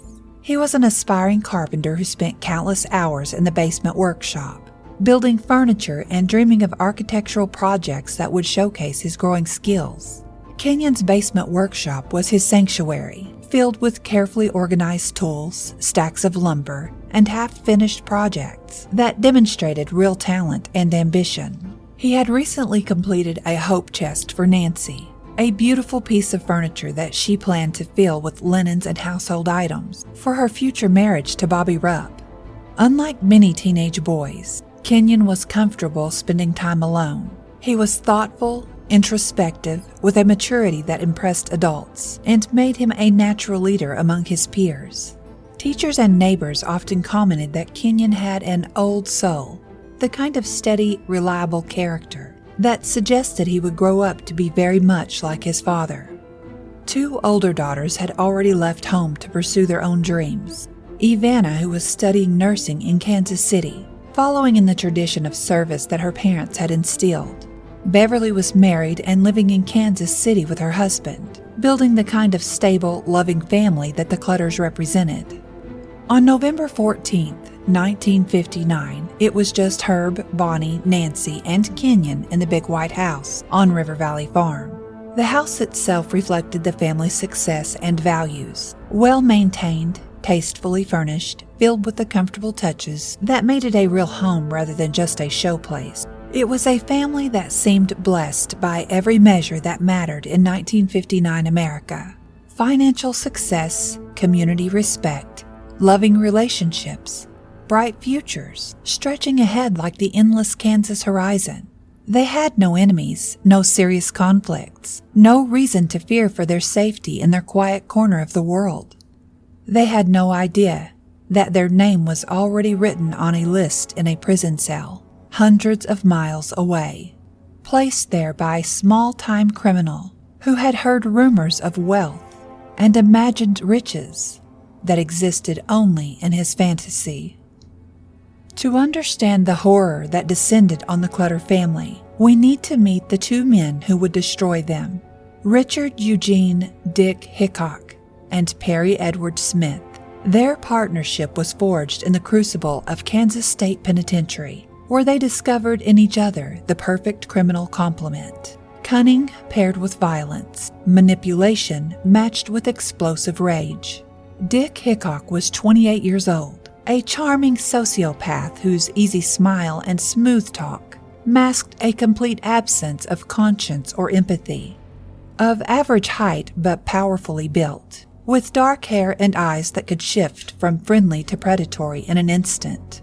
Hickok was the kind of man who could talk his way into or out of almost any situation. Married with children, Hickok was also a habitual criminal who saw other people as marks to be exploited rather than fellow human beings deserving of respect or consideration. He was a check forger, a thief, and a sexual predator with a particular appetite for teenage girls. Hickok possessed the sociopath's ability to compartmentalize his life, playing the role of devoted husband and father while secretly planning crimes and pursuing his deviant interests. What made Hickok especially dangerous was his intelligence and charisma. He wasn't a crude criminal who relied on brute force. Instead, he was manipulative, calculating, always working several angles at once. He could befriend someone while simultaneously planning to rob them, seduce women while plotting to abandon them, and charm authority figures while secretly despising them. Hickok's criminal history revealed an escalating pattern of antisocial behavior. He had progressed from petty theft as a teenager to check forgery and more serious crimes as an adult. Each arrest, each stint in jail or prison, had only hardened his criminal resolve and expanded his knowledge of how to exploit others. Perry Edward Smith presented a more complex and troubled psychological profile. At 31, Smith was a drifter whose childhood read like a case study in how to create a killer. His early life was a catalog of abandonment, abuse, and institutional brutalization that had left deep psychological scars and a simmering rage that could explode without warning. Smith's father had abandoned the family when Perry was young, leaving his mother to raise several children in grinding poverty. When his mother proved unable to cope, Perry and his siblings were shuffled between relatives and institutions, including a Catholic orphanage where, according to Smith's later account, he was subjected to physical and sexual abuse. Reform school followed, then juvenile detention, then adult prison in a seemingly endless cycle of institutional confinement that had lasted for most of Smith's adult life. Each experience had been more brutalizing than the last, stripping away whatever capacity for trust or human connection he might once have possessed. But Smith wasn't a simple brute. He was intelligent, artistic, and capable of surprising gentleness. He could read and write well, had taught himself to play guitar, and often expressed himself in poetry and sketches that revealed a sensitive, even romantic nature. This contradiction between his capacity for violence and his artistic sensibilities would fascinate psychiatrists and writers for years to come. Smith was also deeply damaged psychologically. He suffered from what would now be recognized as severe mental illness, possibly bipolar disorder, certainly post-traumatic stress from his horrific childhood. He experienced mood swings that could take him from quiet introspection to explosive rage in moments, and he had a grandiose self-image that was constantly at war with his feelings of inadequacy and abandonment. The two men met in Kansas State Penitentiary, where Hickok was serving time for passing bad checks and Smith for burglary. In the gray, brutal world of prison, they found in each other something they had never found anywhere else: a perfect criminal partnership. Hickok provided the cunning, the planning ability, and the social skills needed to set up crimes. Smith provided the willingness to use violence, the physical capability to intimidate victims, and the psychological ruthlessness needed to eliminate witnesses. Together, they were far more dangerous than either man would have been alone. Here's where we need to understand the deadly intent that set this tragedy in motion. This wasn't a crime of passion or a random act of violence. This was calculated predation based on greed, fantasy, and a complete disregard for human life. The plan originated with a fellow inmate named Floyd Wells, who had once worked as a farmhand for Herbert Clutter. Wells told Hickok about the Clutter family's wealth, claiming, falsely, that Herb kept a safe in his house containing $10,000 in cash. Wells described the layout of the house, the family's routines, and the isolated location of the farm. But here's what reveals the killer's true psychology. Even as they planned what was supposedly a simple robbery, they discussed killing the family. This wasn't about eliminating witnesses after a crime gone wrong. From the very beginning, murder was part of their intent. Hickok later admitted that he was sexually attracted to Nancy Clutter, having seen her photograph in the local newspaper. The idea of having power over an attractive teenage girl was part of the crime's appeal for him. Smith was motivated by a combination of greed and a desire to prove himself capable of the ultimate criminal act. He had spent his entire adult life, being brutalized by stronger men in various institutions, and the idea of being the one with ultimate power was intoxicating. Together they created a plan that was always going to end in death, regardless of what they found in the Clutter house. The robbery was just an excuse to gain entry. What they really wanted was the experience, the ultimate power, the power to decide who lived and who died. The psychological dynamics between Hickok and Smith were crucial to understanding how the crime unfolded. Hickok was the planner, the manipulator, who could envision the crime and figure out the logistics. But he was also, in some ways, a coward who preferred to let others do the actual violence. Smith, damaged and desperate for approval, was willing to be Hickok's instrument of violence in exchange for acceptance and partnership. This wasn't two criminals deciding to rob a house. This was two predators planning to hunt human prey, with the robbery serving as justification for what they really wanted to do: kill an entire family and experience the godlike power of deciding who lived and who died. Let me walk you through November 15th, 1959, the last day the Clutter family would spend on this earth. Understanding their final hours makes the tragedy even more poignant because it shows us a family living their normal, peaceful lives with no idea that evil was already in motion toward them. 6:30 a.m. Herbert Clutter woke early, as was his lifelong habit. A man who believed that early rising was both a moral virtue and a practical necessity. Herb began each day with the same routine. He showered, dressed in his usual work clothes, khaki pants, white shirt, and sturdy boots, and went downstairs to make coffee. 7 a.m. Bonnie Clutter remained in bed, struggling with one of her difficult periods. The depression that plagued her came in waves, and November had been a particularly hard month. On this Saturday morning, she felt the familiar weight of sadness and anxiety that made even simple tasks seem overwhelming. 7:15 a.m. Nancy Clutter bounded downstairs, full of the energy and optimism that characterized her approach to life. Nancy was 16 years old, a straight-A student who played clarinet in the high school band and was active in 4-H. She greeted her father warmly and began preparing breakfast for the family. 8 a.m. The family gathered for breakfast, a daily ritual that Herb insisted upon despite their busy schedules. They discussed plans for the upcoming week, school activities for Nancy and Kenyon, business meetings for Herb, and social obligations for the family. 9:30 a.m. After breakfast, Nancy helped with household tasks while Kenyon spent time in his basement workshop. Kenyon was 15 years old, a responsible young man who did well in school and played for his school basketball team, filled with carefully organized tools where he worked on carpentry projects. 12 p.m. The family gathered for Saturday dinner, continuing conversations about the week ahead. Nancy talked about school activities and her relationship with Bobby Rupp. Even Bonnie made an effort to join the family, despite her struggles with depression. 2 p.m.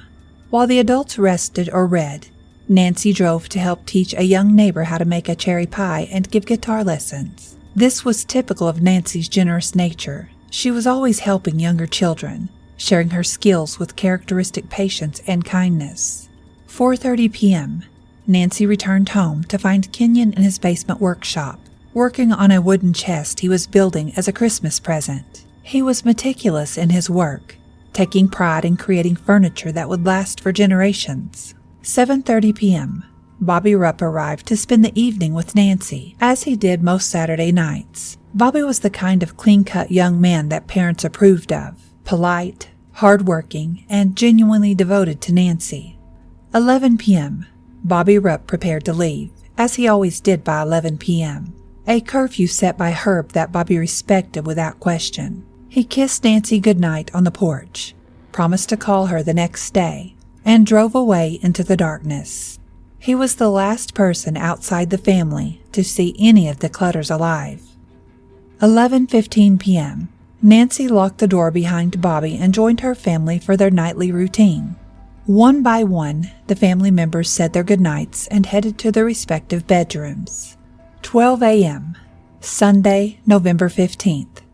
The Clutter house was quiet and dark. The family slept peacefully in their beds, secure in their home and their community, with no idea that 2 ex-convicts were already driving across Kansas toward them, carrying shotgun shells and rope, and a plan that would end 4 innocent lives. This timeline reveals the ordinary, peaceful nature of the Clutters' final day. They lived exactly as they had lived hundreds of other days, centered on family, faith, and community. There was nothing dramatic or foreboding about November 15, 1959 for the Clutter family. It was simply the last of their normal days, made precious by the horror that was about to descend upon them. At approximately midnight on November 15th, Dick Hickok's 1949 Chevrolet pulled into the long driveway leading to the Clutter farmhouse. The 2 killers sat in the darkness for several minutes, studying the house and gathering their courage for what they were about to do. The farmhouse was dark except for a single light glowing in the basement window, the workshop light that Kenyon had forgotten to turn off.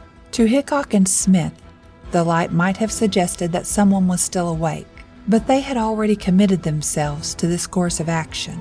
They had driven from Olathe, Kansas, carrying a 12-gauge shotgun, a hunting knife, rope, and adhesive tape, tools chosen specifically for what they planned to do.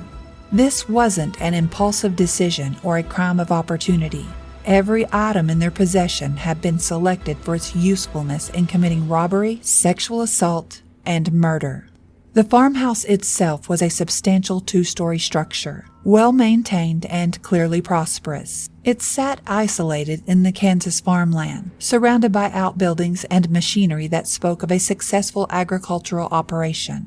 The nearest neighbors were far enough away that screams would not be heard. Gunshots would not be investigated immediately. Hickok and Smith approached the house quietly, having already decided that they would leave no witnesses to their crime. They had discussed this repeatedly during the drive from Olathe. There could be no survivors to identify them, no matter what they found inside the house. They entered through an unlocked door, because in Holcomb, Kansas, in 1959, people still trusted their neighbors and their community. The Clutters had no reason to fear strangers in the night, no experience with the kind of random violence that was about to destroy their family. Here's where we need to examine the critical moment when these men crossed the line from planning to action. They stood in the Clutter kitchen in the middle of the night, knowing that upstairs were 4 innocent people sleeping peacefully in their beds. They could have turned around. They could have left. They could have chosen not to become killers. Instead, they made their way to Herbert Clutter's bedroom and woke him at gunpoint. When Herb asked what they wanted, they demanded to know where he kept his safe and his money. When Herb truthfully told them there was no safe, no large amount of cash in the house, they could have left with whatever small amounts of money they could find. But that was never their real intent. The robbery was just an excuse to gain access to the family. What they really wanted was the experience, the ultimate power, the power to take human life. They wanted to know what it felt like to execute another human being in cold blood, to play God with innocent victims who had done nothing to deserve their fate. The psychological dynamics between the 2 killers became crucial at this moment. Hickok was the planner and manipulator, but when it came time for actual violence, he preferred to let Smith take the lead. Smith, desperate for approval and acceptance, was willing to be Hickok's instrument of death in exchange for the partnership he had never found anywhere else. The killers forced Herb to wake his family and bring them upstairs to the bathroom. Upon rousing the Clutters, they pushed Bonnie, Nancy, and Kenyon into a bathroom on the 2nd floor of the house, then led Herb to his 1st floor office. After their initial search for a safe failed, they retrieved the other 3 members of the family from the bathroom. Picture the terror of that moment. A peaceful family, roused from sleep by strangers with guns. Nancy in her nightgown, clutching a robe around herself and trying to understand what was happening. Bonnie confused and frightened, her mental illness making the trauma even more overwhelming. Kenyon blinking in the harsh light, his teenage mind struggling to process the danger his family was facing. The killers then separated the family members, isolating them in different parts of the house. Bonnie's hands were tied in front of her. She was gagged, then tucked into bed in a room on the second floor. Nancy's hands were tied behind her. Inexplicably, she was not gagged and tucked into her bed in her own bedroom. Then the men took Herb and Kenyon to the basement. First, they gagged Kenyon, tied his hands behind his back, and tied the rope to an overhead steam pipe in the furnace room. Then they decided to cut him free and move him to the adjoining playroom. Bound and gagged, they set him at an oblique angle on the small couch and stuffed a white pillow behind his head. Each family member was alone with their terror, unable to comfort or protect the others. This wasn't accidental. It was psychological torture, designed to maximize their fear and helplessness. What happened next was methodical execution, carried out with deliberate cruelty. These weren't heat-of-the-moment killings or the result of a robbery gone wrong. This was cold-blooded murder. Herbert Clutter was killed first. Smith slit Herb Clutter's throat, then shot him in the head with the shotgun. He was found sprawled on a mattress in the basement furnace room, wearing pajamas, with his hands bound and mouth taped shut. Kenyon Clutter was found on the couch in the basement playroom, shot in the head while bound and gagged. Smith shot Kenyon to death after killing his father, the 15-year-old boy who had spent his last day working on a Christmas present for his sister, was murdered in the basement recreation area. Nancy Clutter was killed in her upstairs bedroom, shot in the head with the shotgun. They headed upstairs to the second floor, where they entered Nancy's room and shot her to death. The popular teenager who had spent her last day teaching a neighbor girl to bake and play guitar became the victim of senseless violence. According to Truman Capote's account in Cold Blood, Richard Hickok allegedly intended to rape Nancy Clutter, but Perry Smith prevented him from doing so. Smith claimed he stopped Hickok because he could not stand people who were unable to control their sexual impulses. There is no evidence that Nancy was actually sexually assaulted. Rather, Smith claimed he prevented the assault from occurring. The physical evidence suggested that Bonnie had been killed last, which means she spent her final moments knowing that her family was being murdered around her. The psychological torture of that realization adds another layer of cruelty to an already horrific crime. Let's pause to understand the psychology of what happened in the Clutter house. These weren't impulsive killings or the result of panic. Each execution was deliberate, calculated, carried out with the family members bound and helpless. The killers had time to think between each shooting. They moved methodically from room to room, from victim to victim, making a conscious choice to pull the trigger each time. They had multiple opportunities to stop, to show mercy, to choose humanity over cruelty. Instead, they completed their plan with the same cold efficiency they might have used to slaughter livestock. This tells us something terrifying about the human capacity for evil. Hickok and Smith weren't monsters in the supernatural sense. They were ordinary men who had made a choice to discard every moral restraint, every human instinct for compassion. They had decided that their desires mattered more than other people's lives, that their momentary gratification was worth more than 4 decades of human experience, love, and potential. Perry Smith later claimed that he killed all 4 family members to spare Dick Hickok from becoming a killer, suggesting that he acted alone in the actual murders. But this was psychological deflection, an attempt to minimize Hickok's guilt, while portraying himself as somehow merciful. The truth is that both men were equally culpable, equally intent on murder from the moment they entered that house. The sexual assault of Nancy Clutter reveals another dimension of the killer's psychology. This wasn't about sexual desire in any normal sense. It was about power and degradation. The assault was an act of ultimate domination, a way of exercising complete control over another human being before destroying her entirely. The methodical nature of the killings also reveals something about the killer's psychological state. They weren't operating in a frenzy or a rage. They were calm, controlled, almost businesslike in their approach to murder. This suggests a level of psychological detachment that is genuinely frightening. The ability to end human lives as casually as most people might swat flies.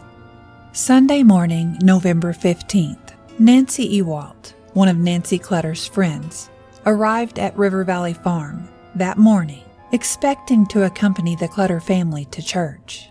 When no one answered the door after repeated knocking, she and her father became concerned.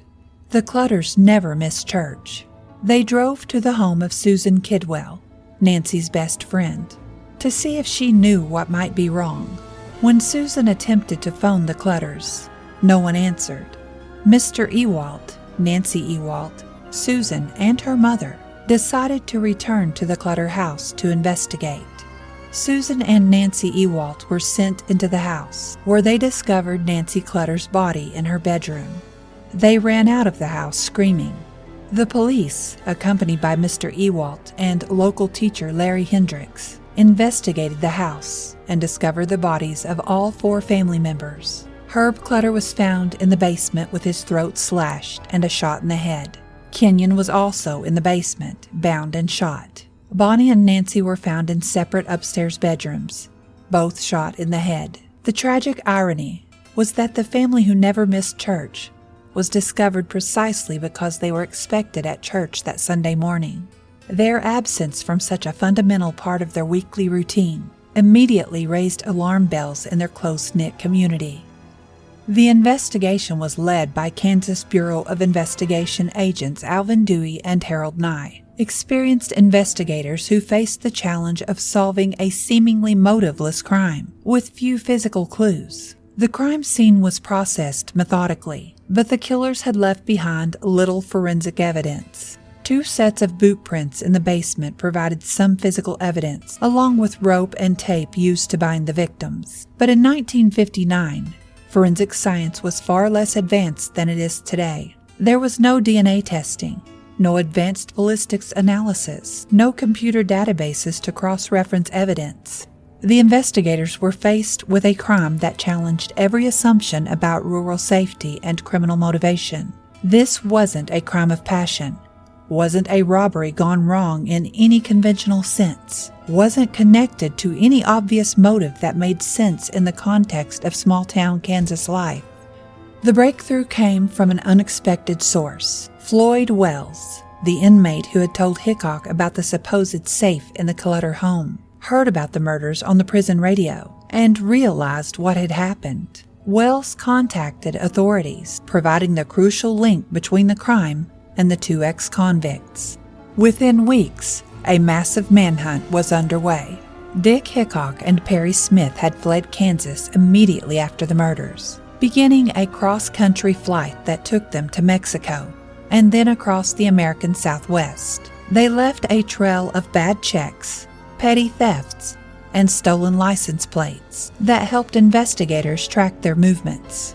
The manhunt involved multiple law enforcement agencies across several states. Hickok and Smith were living day to day, stealing what they needed and always staying one step ahead of the authorities. But they were also making mistakes, leaving evidence, drawing attention to themselves through their criminal activities.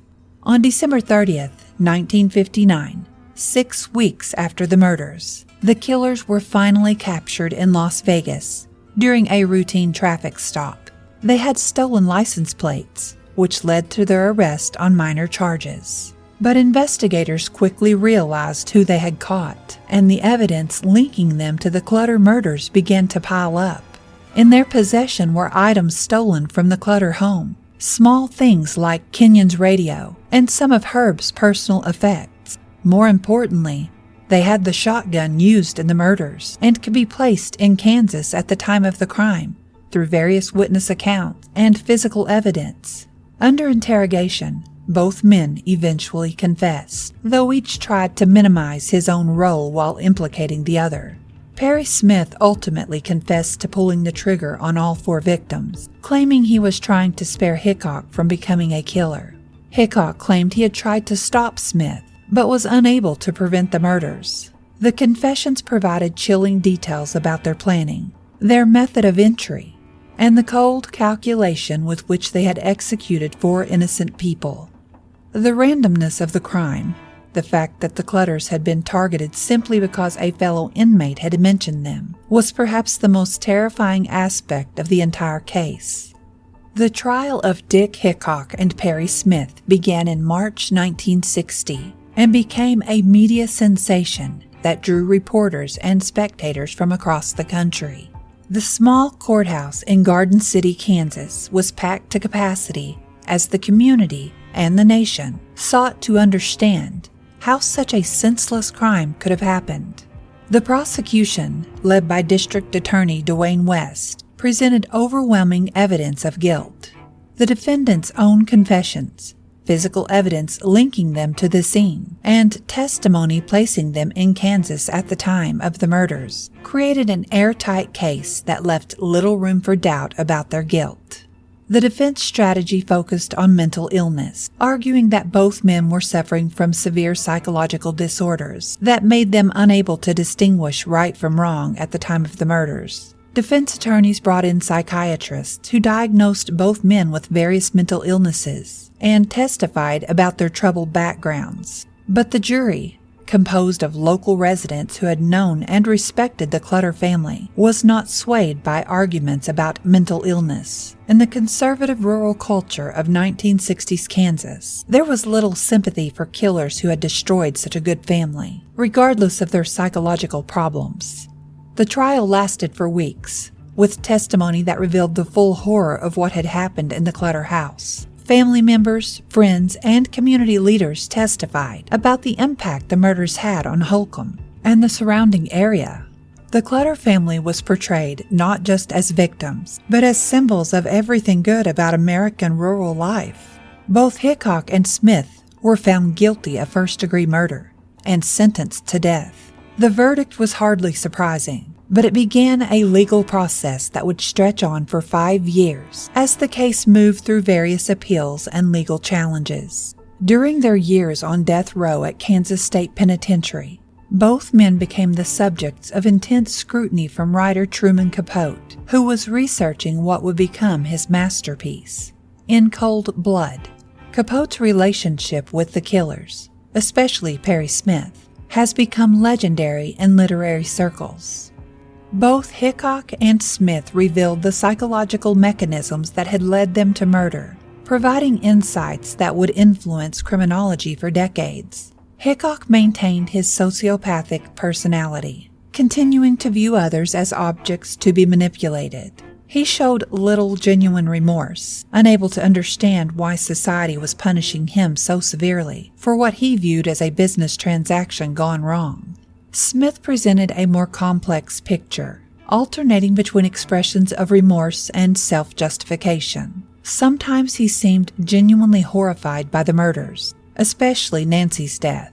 Other times he portrayed himself as a victim of circumstances beyond his control. Their final statements revealed men unchanged by their experience. They had learned nothing, contributed nothing positive to human understanding. In the end, their deadly intent had accomplished nothing but creating more death, including their own. On April 14, 1965, Dick Hickok and Perry Smith were executed by hanging at Kansas State Penitentiary. Truman Capote was present, watching as the men who had provided material for his masterpiece paid the ultimate price for their crimes. The Clutter murders didn't end with the execution of Hickok and Smith. The case continued to ripple through time, influencing law enforcement procedures, literary culture, and our understanding of criminal psychology. But perhaps most significantly, it raised disturbing questions about what else the killers might have done during their 6 weeks on the run.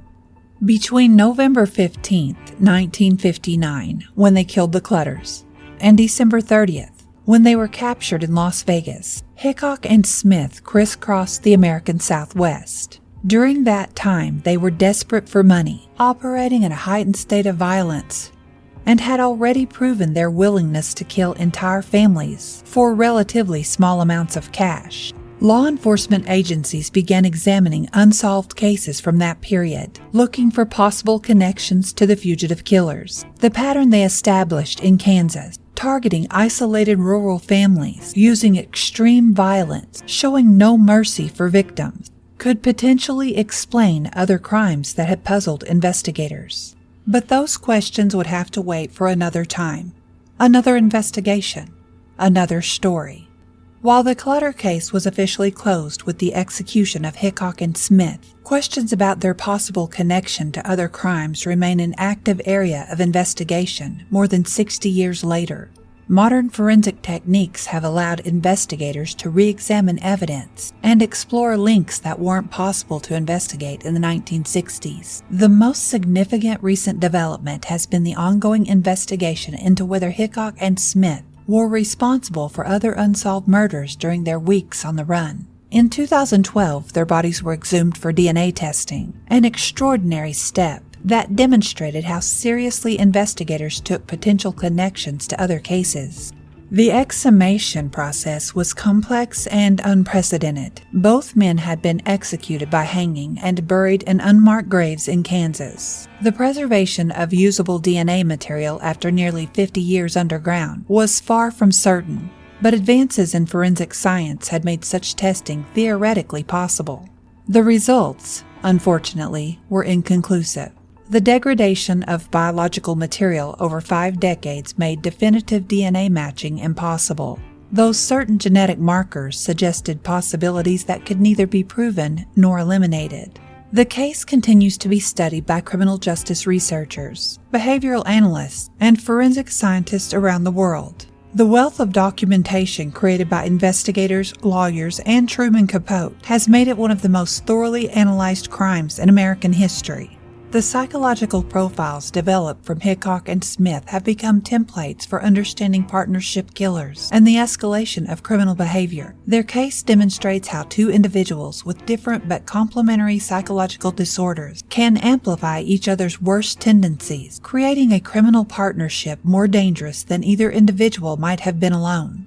Modern behavioral analysis has also provided new insights into their methodology and psychology. The systematic nature of their crimes, their ability to compartmentalize violence, and their complete lack of empathy for their victims have helped law enforcement understand similar cases and develop better investigative techniques. The Clutter murders shattered America's innocence in ways that still resonate today. Before November 15, 1959, most Americans believed that such random violence happened in big cities, not in places like Holcomb, Kansas. The murders proved that evil could strike anywhere, anytime, against anyone.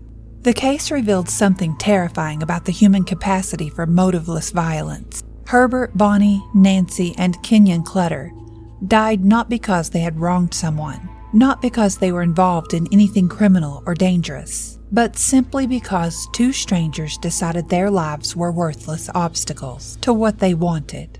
The wheat still grows in the fields around Holcomb, rippling in the endless Kansas wind like golden waves stretching to the horizon. The farmhouse where the murders occurred has been torn down and replaced, but the community's memory of that terrible night remains fresh, even after more than 6 decades. The people of Holcomb learned to lock their doors after November 15, 1959. They learned to look twice at strangers and to question the safety they had always taken for granted.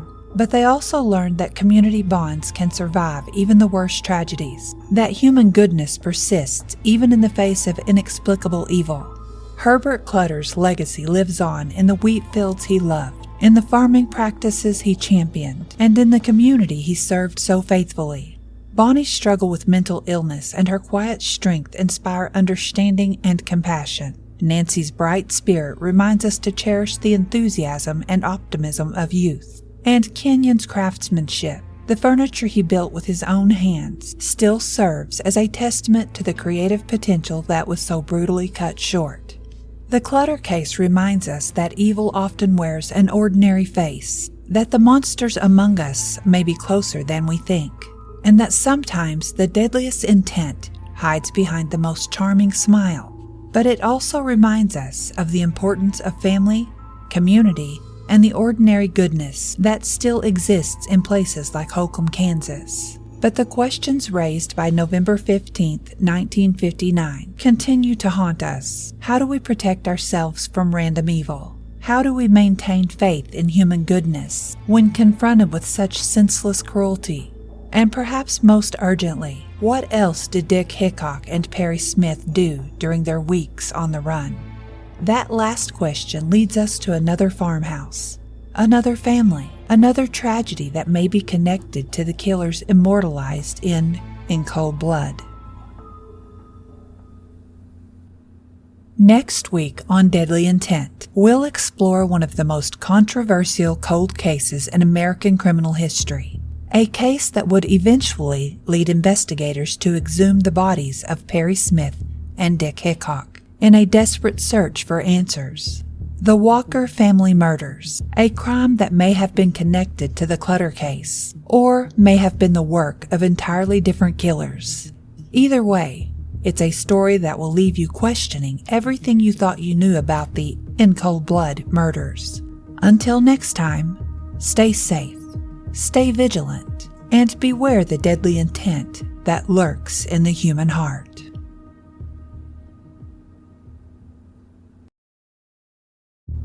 London, September 1888.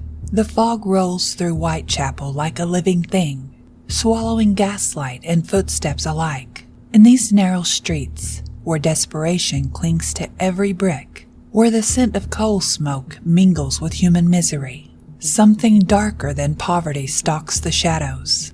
Bucks Row, 3:40 a.m. Police Constable John Neal's lantern cuts through the mist, casting dancing shadows against tenement walls.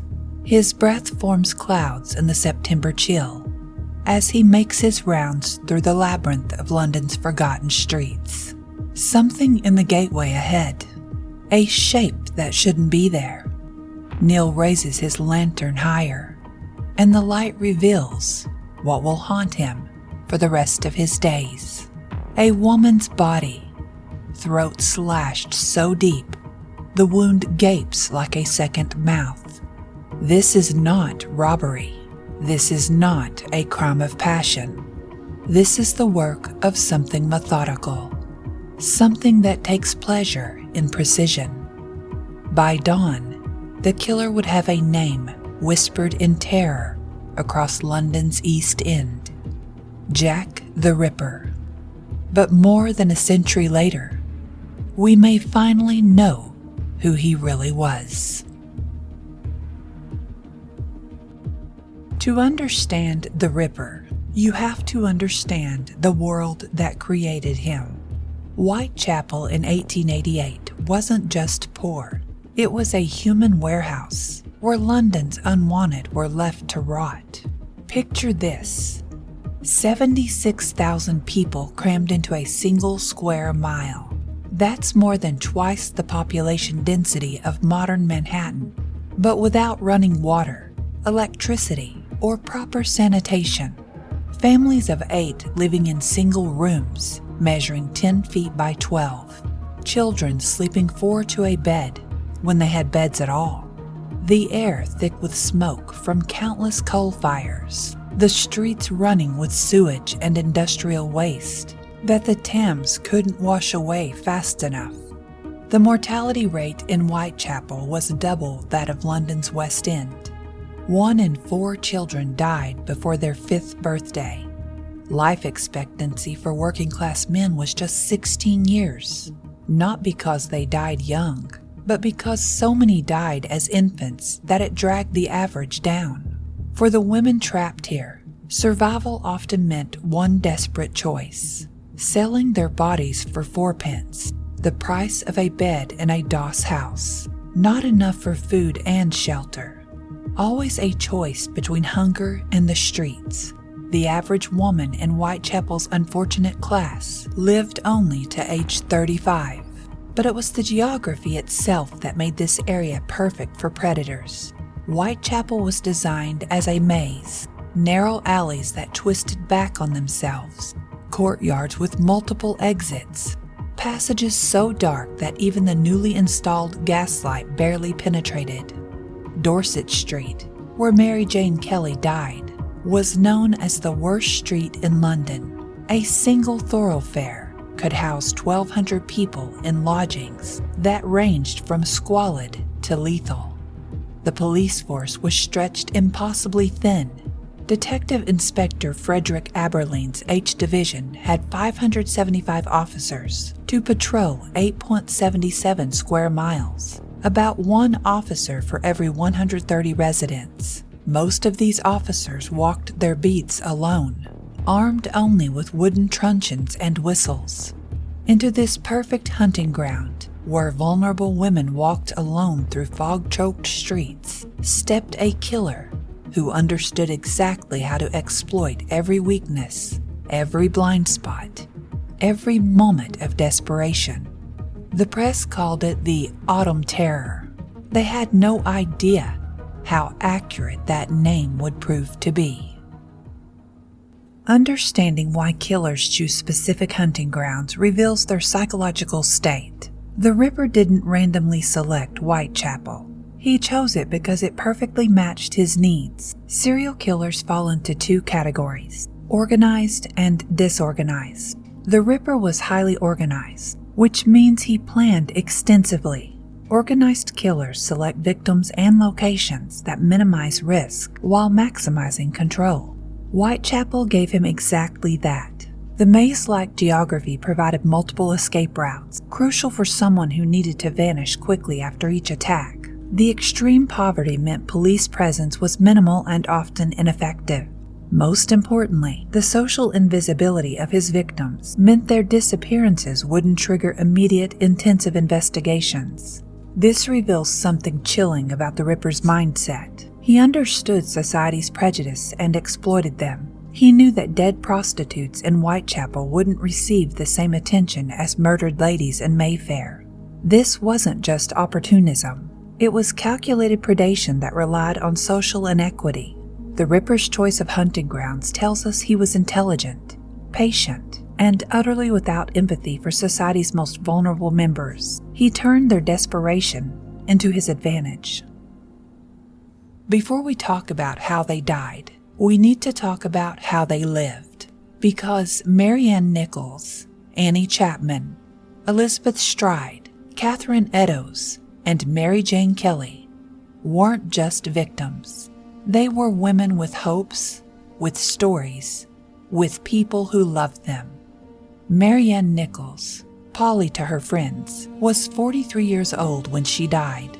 Born in London to locksmith Edward Walker, she had married printer William Nichols at 19 and had 5 children. But alcohol destroyed her marriage. William threw her out in 1881, and she spent her final years moving between workhouses, sleeping rough, and selling herself to survive. On her last night alive, she was turned away from a lodging house on Thrall Street for lack of 4pence.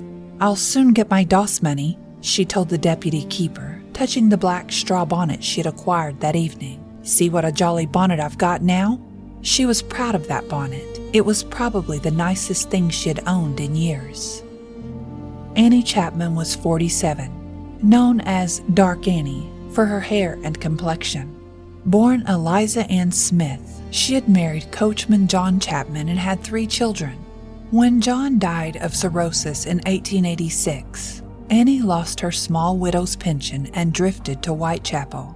She sold flowers and small trinkets to survive, moving from pub to pub with her basket, coughing from the chronic lung disease that left her increasingly weak. Her friends later said she'd been feeling unwell for days before her death, but she couldn't afford to stop working. "It's no use giving way," she told someone that final week. "I must pull myself together and go out and get some money, or I shall have no lodgings." She was trying to save money for her son's wedding. Elizabeth Stride had perhaps come the closest to escaping this life. Born Elizabeth Gustafsdotter in rural Sweden, she had come to London as a young woman and married carpenter John Stride. When he died, she received a small pension, that kept her from the very worst poverty. She was trying to stay sober, trying to build something better. Friends said she was well dressed compared to others, that she kept herself cleaner, that she spoke 3 languages. On the night she died, she was seen laughing with a man near Berner Street, holding a packet of cashews, breath fresheners. For a moment, despite everything, she had found joy. Catherine Eddowes went by several names, including Kate Kelly, perhaps dreaming of a different identity. Born in Wolverhampton, she could read and write, unusual for women in her situation. She had lived with John Kelly for 7 years in what was, by Whitechapel standards, a stable relationship. She had been arrested for drunk and disorderly conduct on the night she died, but she charmed the police with her singing in her cell. They released her at 1 a.m. with a warning to see how you behave yourself. She laughed and promised to behave. "Good night, old cock," she called to the officer. An hour later, she was dead. And Mary Jane Kelly. Mary was only 25, young enough that escape still seemed possible. Born in Ireland, she had been married briefly to a miner named Davies who died in an explosion. She was considered beautiful, even in Whitechapel's harsh light. She spoke Welsh and told stories of growing up by the sea. She had lived in better circumstances once. There were stories of her working in high-end brothels in the West End. She had been planning to return to Ireland, she told friends. She saved a little money. She was going to start over. These weren't just names on a police report. These were women fighting to survive in a world designed to destroy them. Women who had loved and lost, who had tried and failed, who had hoped against hope, and someone decided they didn't even deserve that chance. Friday, August 31st, 1888, Bucks Row, now Durward Street, 3:40 a.m. Mary Ann Nichols becomes the first canonical victim, though she won't be the last. What shocked Dr. Reese Ralph Llewellyn, the medical examiner, wasn't just the violence, it was the precision.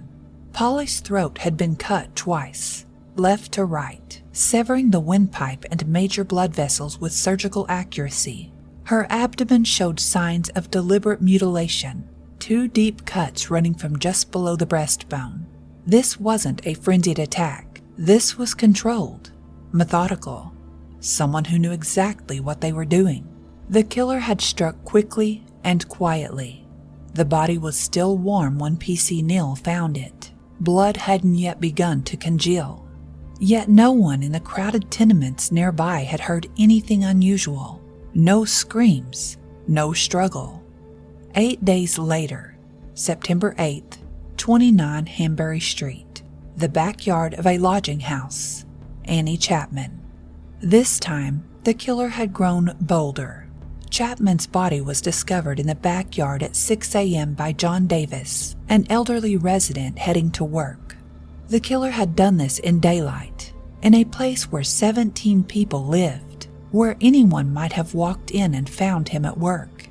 Yet he had taken his time. The mutilations were more extensive, more deliberate. Dr. George Bagster Phillips, the divisional surgeon, was visibly shaken by what he found. Chapman's uterus and part of her bladder had been removed with what he called anatomical knowledge, someone who knew exactly what they were looking for and how to get it. But it was the positioning that chilled investigators. Chapman's body was arranged almost theatrically. Arms at her sides, legs drawn up, personal items arranged around her like props on a stage. Her few possessions were laid out in a neat row. 2 combs, a piece of envelope, 2 farthings polished to shine. This wasn't just murder. This was performance. Phillips was so disturbed by the precision of the cuts that he refused to describe them fully at the inquest, saying only that they showed a great deal of knowledge as to the position of the organs.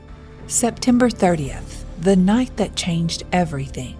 2 murders in a single evening. what the press called the double event.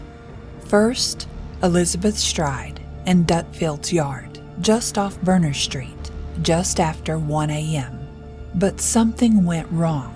Louis Deemschutz, returning with his pony car from selling cheap jewelry at a market, startled someone in the darkness. His pony shied away from something in the gateway. Stride's body was still warm. Her throat was cut, but there were no abdominal mutilations, no careful arrangements. The killer had been interrupted at the moment of his deepest pleasure. So he moved. Less than an hour later, less than a mile away, Catherine Meadows was found in Mitre Square at 1:45 a.m., her body still warm, when police constable Edward Watkins discovered it. The killer had vented his frustration from the interrupted first murder on Catherine. The mutilations were the most extensive yet. Her face slashed in a pattern that suggested deliberate disfigurement. Her abdomen opened in a way that spoke of rage and precision combined.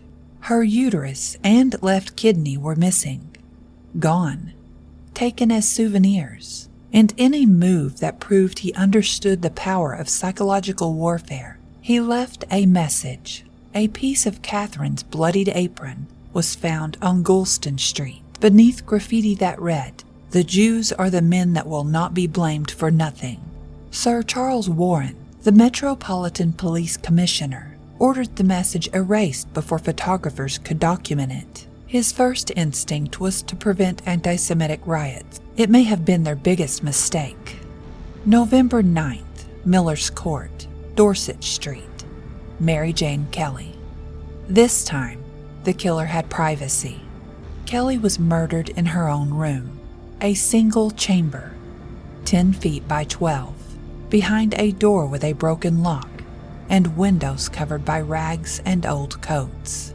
When police finally broke in at 1:30 p.m., over 12 hours after the estimated time of death, they found a scene so horrific that Detective Inspector Aberline, a man who had seen everything Whitechapel could offer, was physically sick. The room had become the killer's private theater. He had spent hours with Mary Jane's body, dismembering it with what one detective called savage fury. The walls were splattered with blood. Body parts were arranged on the bedside table. Her heart was missing entirely. But perhaps most chilling of all, Kelly's clothing was found neatly folded by the fire, as if the killer had undressed her carefully before beginning his work, as if this had been intimate. After Mary Jane Kelly, the canonical Ripper murders stopped. Some say it was because he had satisfied whatever drove him. Others believe he simply moved on. But the question that haunts every investigator who's touched this case is simpler and more terrifying. What if he didn't stop at all?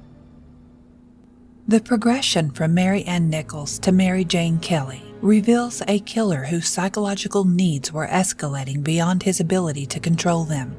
This escalation pattern is a hallmark of psychosexual serial killers and tells us everything about the Ripper's deteriorating mental state. Nichols' murder was brutal but relatively quick, throat cuts and minimal abdominal mutilation. This suggests the killer was still testing his boundaries, still learning what satisfied his urges. But it wasn't enough. Chapman's murder showed increased confidence and planning. The killer took more time, was more methodical, began taking organs. The theatrical arrangement of her possessions reveals someone who was beginning to derive pleasure from the act itself, not just the killing. The double event represents a psychological breaking point. When interrupted with Stride, the killer's fury exploded onto Eddowes. This wasn't just making up for lost time. This was rage at being denied his psychological release. The facial mutilations of Eddowes were personal, angry, and vindictive.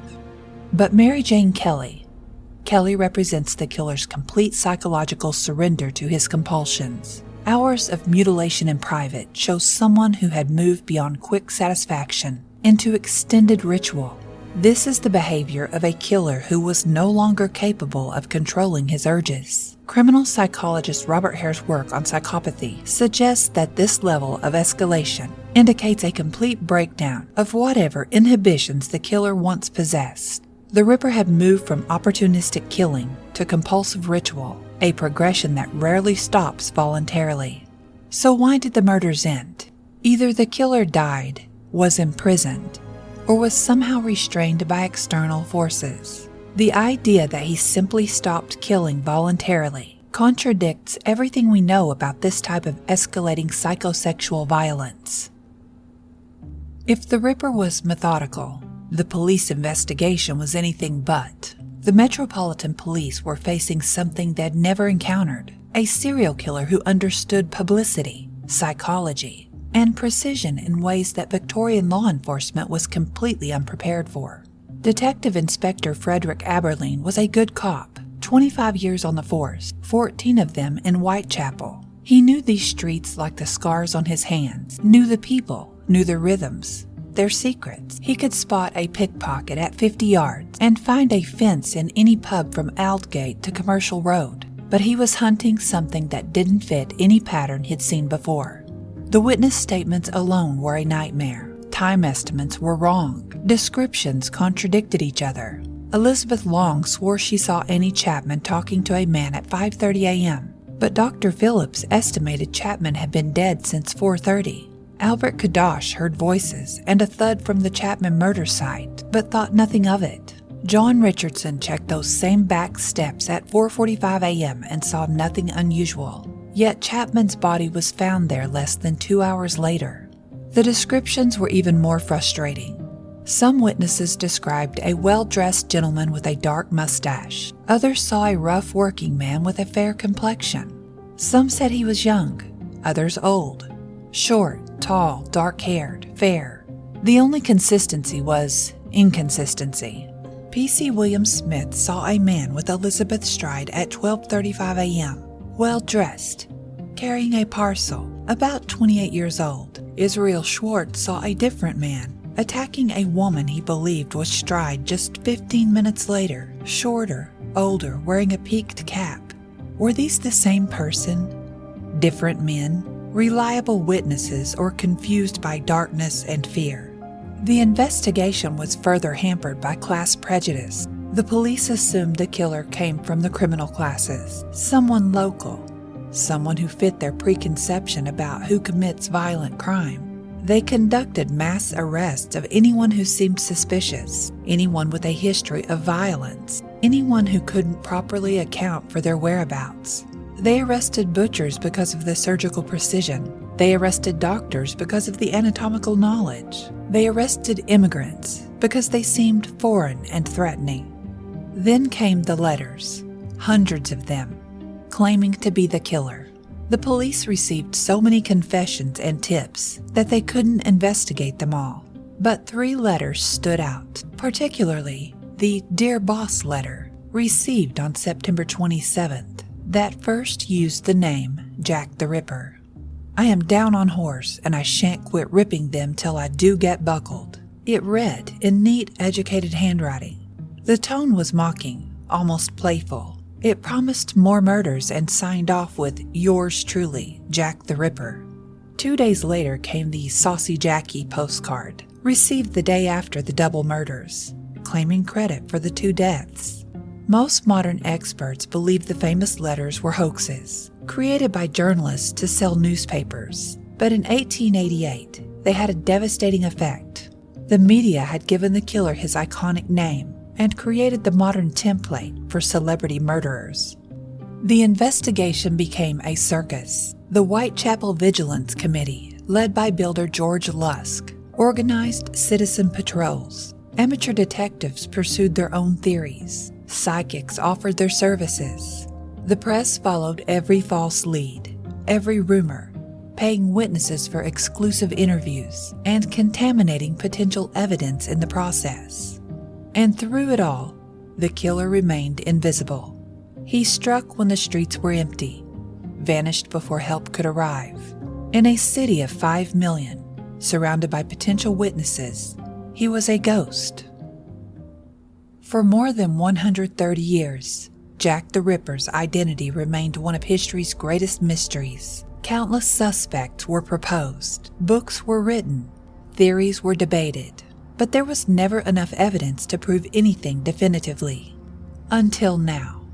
In 2007, author Russell Edwards purchased a silk shawl at auction. The shawl was claimed to have been found at the Catherine Eddowes crime scene in Mitre Square, though its provenance was disputed. For years, Edwards worked with forensic scientists to extract and analyze DNA from bloodstains and other materials on the fabric. The results, published in the Journal of Forensic Sciences in 2019 and recently reinforced by additional testing, are remarkable. The DNA analysis showed two distinct profiles. One matched mitochondrial DNA from a living descendant of Catherine Eddowes, confirming the blood belonged to the victim. The other matched mitochondrial DNA from a living descendant of Aaron Kosminski. Dr. Jari Luhalainen, who conducted the analysis, stated, "The first strand of DNA showed a 99.2% match, as the analysis instrument could not determine the sequence of the missing 0.8% fragment of DNA. On testing the second strand, we achieved a perfect 100% match." But who was Aaron Kosminski? He was a 23-year-old Polish barber living in Whitechapel during the murders. Born in Kłodawa in Congress, Poland, he immigrated to London around 1881 with his family, fleeing the anti-Semitic violence that plagued Eastern Europe. He worked as a hairdresser, giving him access to sharp instruments and some knowledge of anatomy from shaving customers. More importantly, Kosminski was already a suspect. In 1894, Sir Melville Macnaghten, Chief Constable of the Metropolitan Police, wrote in his private notes that Kosminski was one of 3 strong suspects, describing him as a Polish Jew and resident in Whitechapel, with a great hatred of women, especially of the immoral class, and had homicidal tendencies. The DNA evidence also revealed physical characteristics. The killer likely had brown hair and brown eyes, which matches witnesses' descriptions from the night Elizabeth Stride was murdered. Israel Schwartz described seeing a man with dark features attacking a woman he believed was Stride. Most intriguingly, the timeline fits perfectly. Police records show that after Mary Jane Kelly's murder in November 1888, Kosminski's family began watching him constantly, never leaving him alone. If they suspected him, it would explain both why the canonical murders stopped and why he was never formally charged. Victorian families often handled mental illness privately, especially in immigrant communities already facing suspicion and prejudice. In February 1891, Kosminski was committed to Colney Hatch Lunatic Asylum after threatening his sister with a knife. Medical records describe him as suffering from auditory hallucinations and having a great hatred of women, especially prostitutes. He spent the rest of his life in asylums, dying in 1919 at age 53. As of December 2025, Edwards and his legal team are seeking a formal inquest to have Aaron Kosminski legally named as Jack the Ripper. The effort is supported by descendants of both Catherine Eddowes and Kosminski himself. Karen Miller, a direct descendant of Catherine Eddowes, told reporters, "The name Jack the Ripper has become sensationalized. People have forgotten about the victims, who did not have justice at the time. Having the real person legally named in a court would be a form of justice for the victims."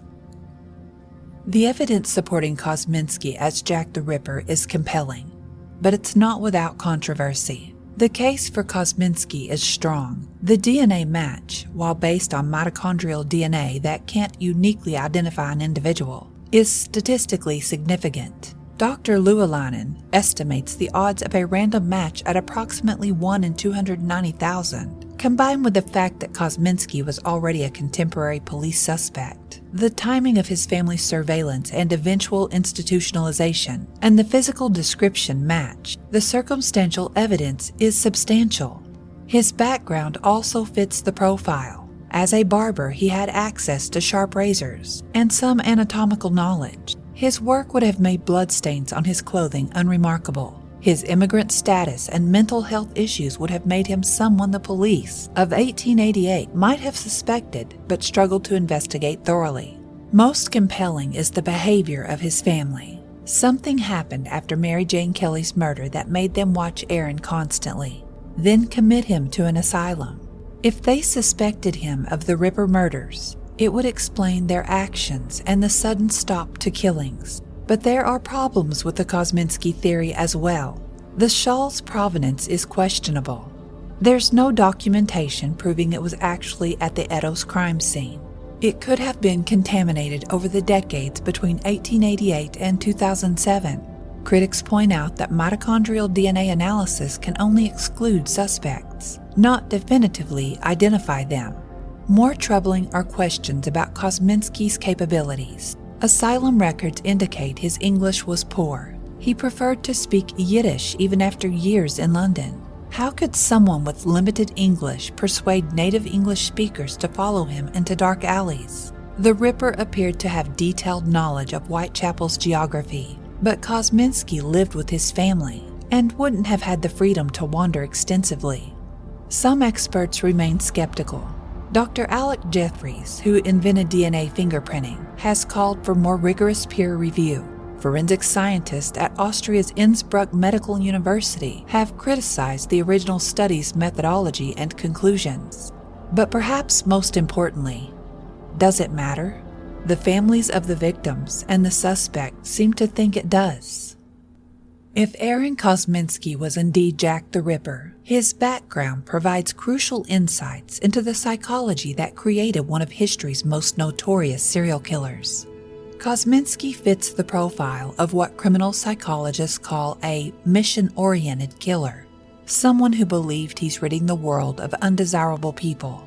His documented great hatred of women, especially of the immoral class, suggests he viewed prostitutes not as human beings, but as symbols of moral decay that needed to be eliminated. His immigrant status adds another psychological layer. Kosminski came from a community already facing suspicion and persecution in Victorian London. This social isolation could have contributed to his psychological deterioration. Feeling rejected by society, he may have redirected his anger toward those he perceived as even more marginalized than himself.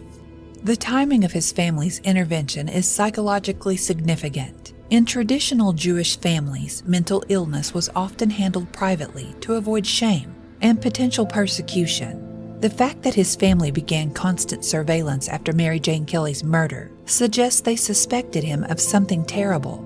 Kosminski's work as a barber is particularly relevant. This job required him to touch strangers intimately, holding their heads, positioning their necks, using sharp instruments near their throats. For someone with violent fantasies toward women, this occupation could have served as both a practice ground and a source of frustration. His deteriorating mental health, the auditory hallucinations, the threats with knives, the eventual institutionalization follows a pattern common in serial killers. Initial control giving way to complete psychological collapse. Most chilling is what this tells us about the murders themselves. If a mentally unstable barber could terrorize London for months, evade capture, and become internationally infamous, it suggests the Ripper wasn't a criminal mastermind. He was simply someone whose psychological breakdown occurred in the perfect hunting ground, at the perfect time, targeting the perfect victims. The horror isn't that Jack the Ripper was extraordinary. It's that he was tragically ordinary. A damaged man whose personal demons found expression in the worst possible way. Jack the Ripper killed 5 women in a span of 10 weeks in 1888. But his real victim was London itself, and the shadow he cast has never fully lifted. The murders fundamentally changed how police conduct investigations. They led to better crime scene photography, more systematic evidence collection, and the beginnings of what we now call criminal profiling. The Metropolitan Police began using bloodhounds for the first time. They started taking more detailed statements from witnesses. They began to understand that some murders were connected not by geography or opportunity, but by the psychology of the killer. The case also exposed the desperate conditions in London's East End, spurring social reforms that had been ignored for decades. The attention focused on Whitechapel led to improved housing, better sanitation, and efforts to address the poverty that made women like Polly, Annie, Liz, Kate, and Mary Jane so vulnerable. But they also birthed something darker: the modern obsession with serial killers. The Ripper was the first celebrity murderer, his crimes dissected by newspapers and devoured by a public hungry for sensational details. We created the template that we still follow today: the mysterious killer, the cryptic messages, the race between police and press to solve the case first.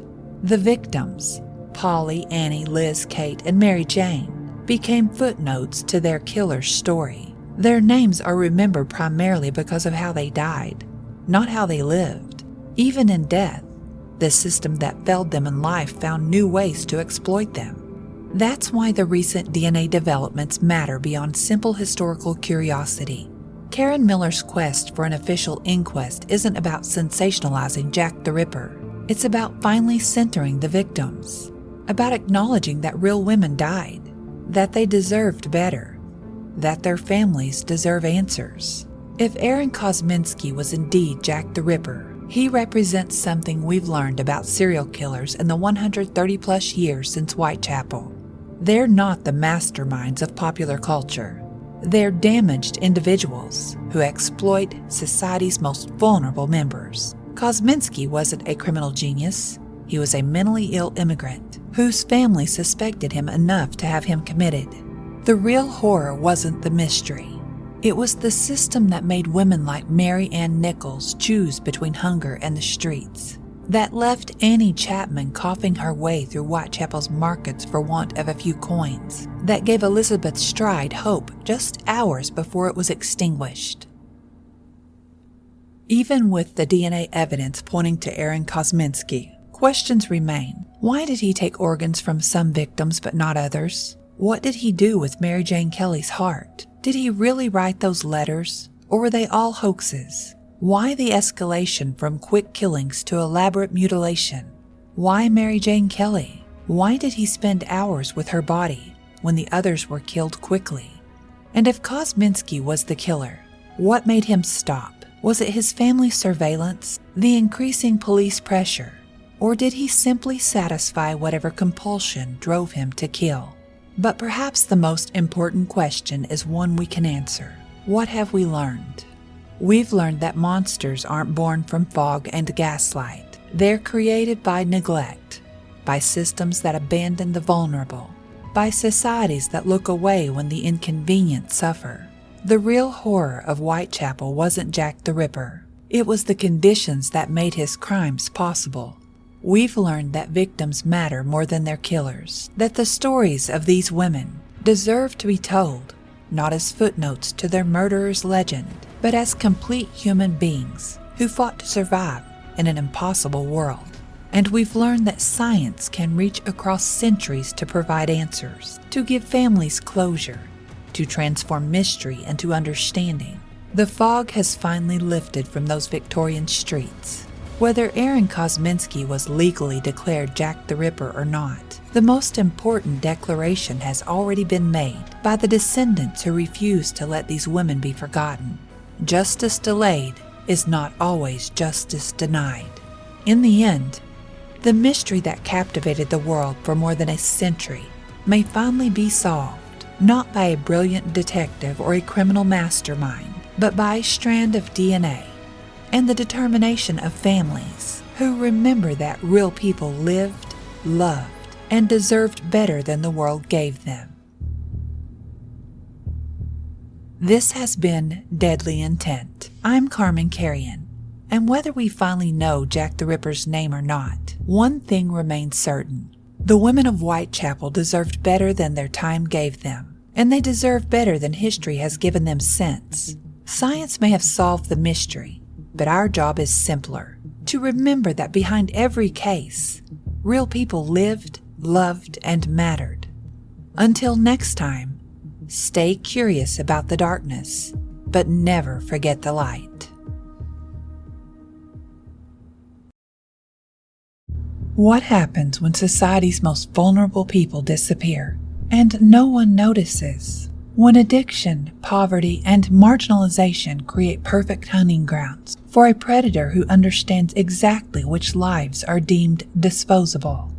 Between 1995 and 2001, women vanished from Vancouver's downtown east side at an alarming rate. They were sex workers, many struggling with addiction, most Indigenous or from other marginalized communities. For years, their disappearances were dismissed, minimized, blamed on their lifestyle choices. But these women weren't just disappearing. They were being systematically hunted by a man who had calculated precisely which victims society would fail to protect. A man who understood that his victims' vulnerability wasn't just tragic, it was useful. Intent. It's what separates accident from murder, predation from opportunity, evil from circumstance. And in this case, intent reveals something far more disturbing than one man's violence. The question isn't how Robert Pickton killed 49 women. It's how he knew he could get away with it for so long, and why he was right. On February 22, 2002, Royal Canadian Mounted Police executed a search warrant at Pickton Farm in Port Coquitlam, British Columbia. They were looking for illegal weapons. What they found would expose one of Canada's most prolific serial killers and reveal a devastating failure of law enforcement, social services, and society itself. Robert Pickton, a pig farmer, had been systematically murdering women from Vancouver's downtown east side for nearly a decade. The victims were primarily Indigenous women, sex workers, and women struggling with addiction, populations that had been repeatedly failed by systems meant to protect them. The farm sat on 14 acres of property that Pickton shared with his brother Dave and sister Linda. Located about 30 kilometers east of Vancouver, it had become an infamous party destination where drugs, alcohol, and violence were commonplace. But beneath the chaos of these gatherings, something far more sinister was happening.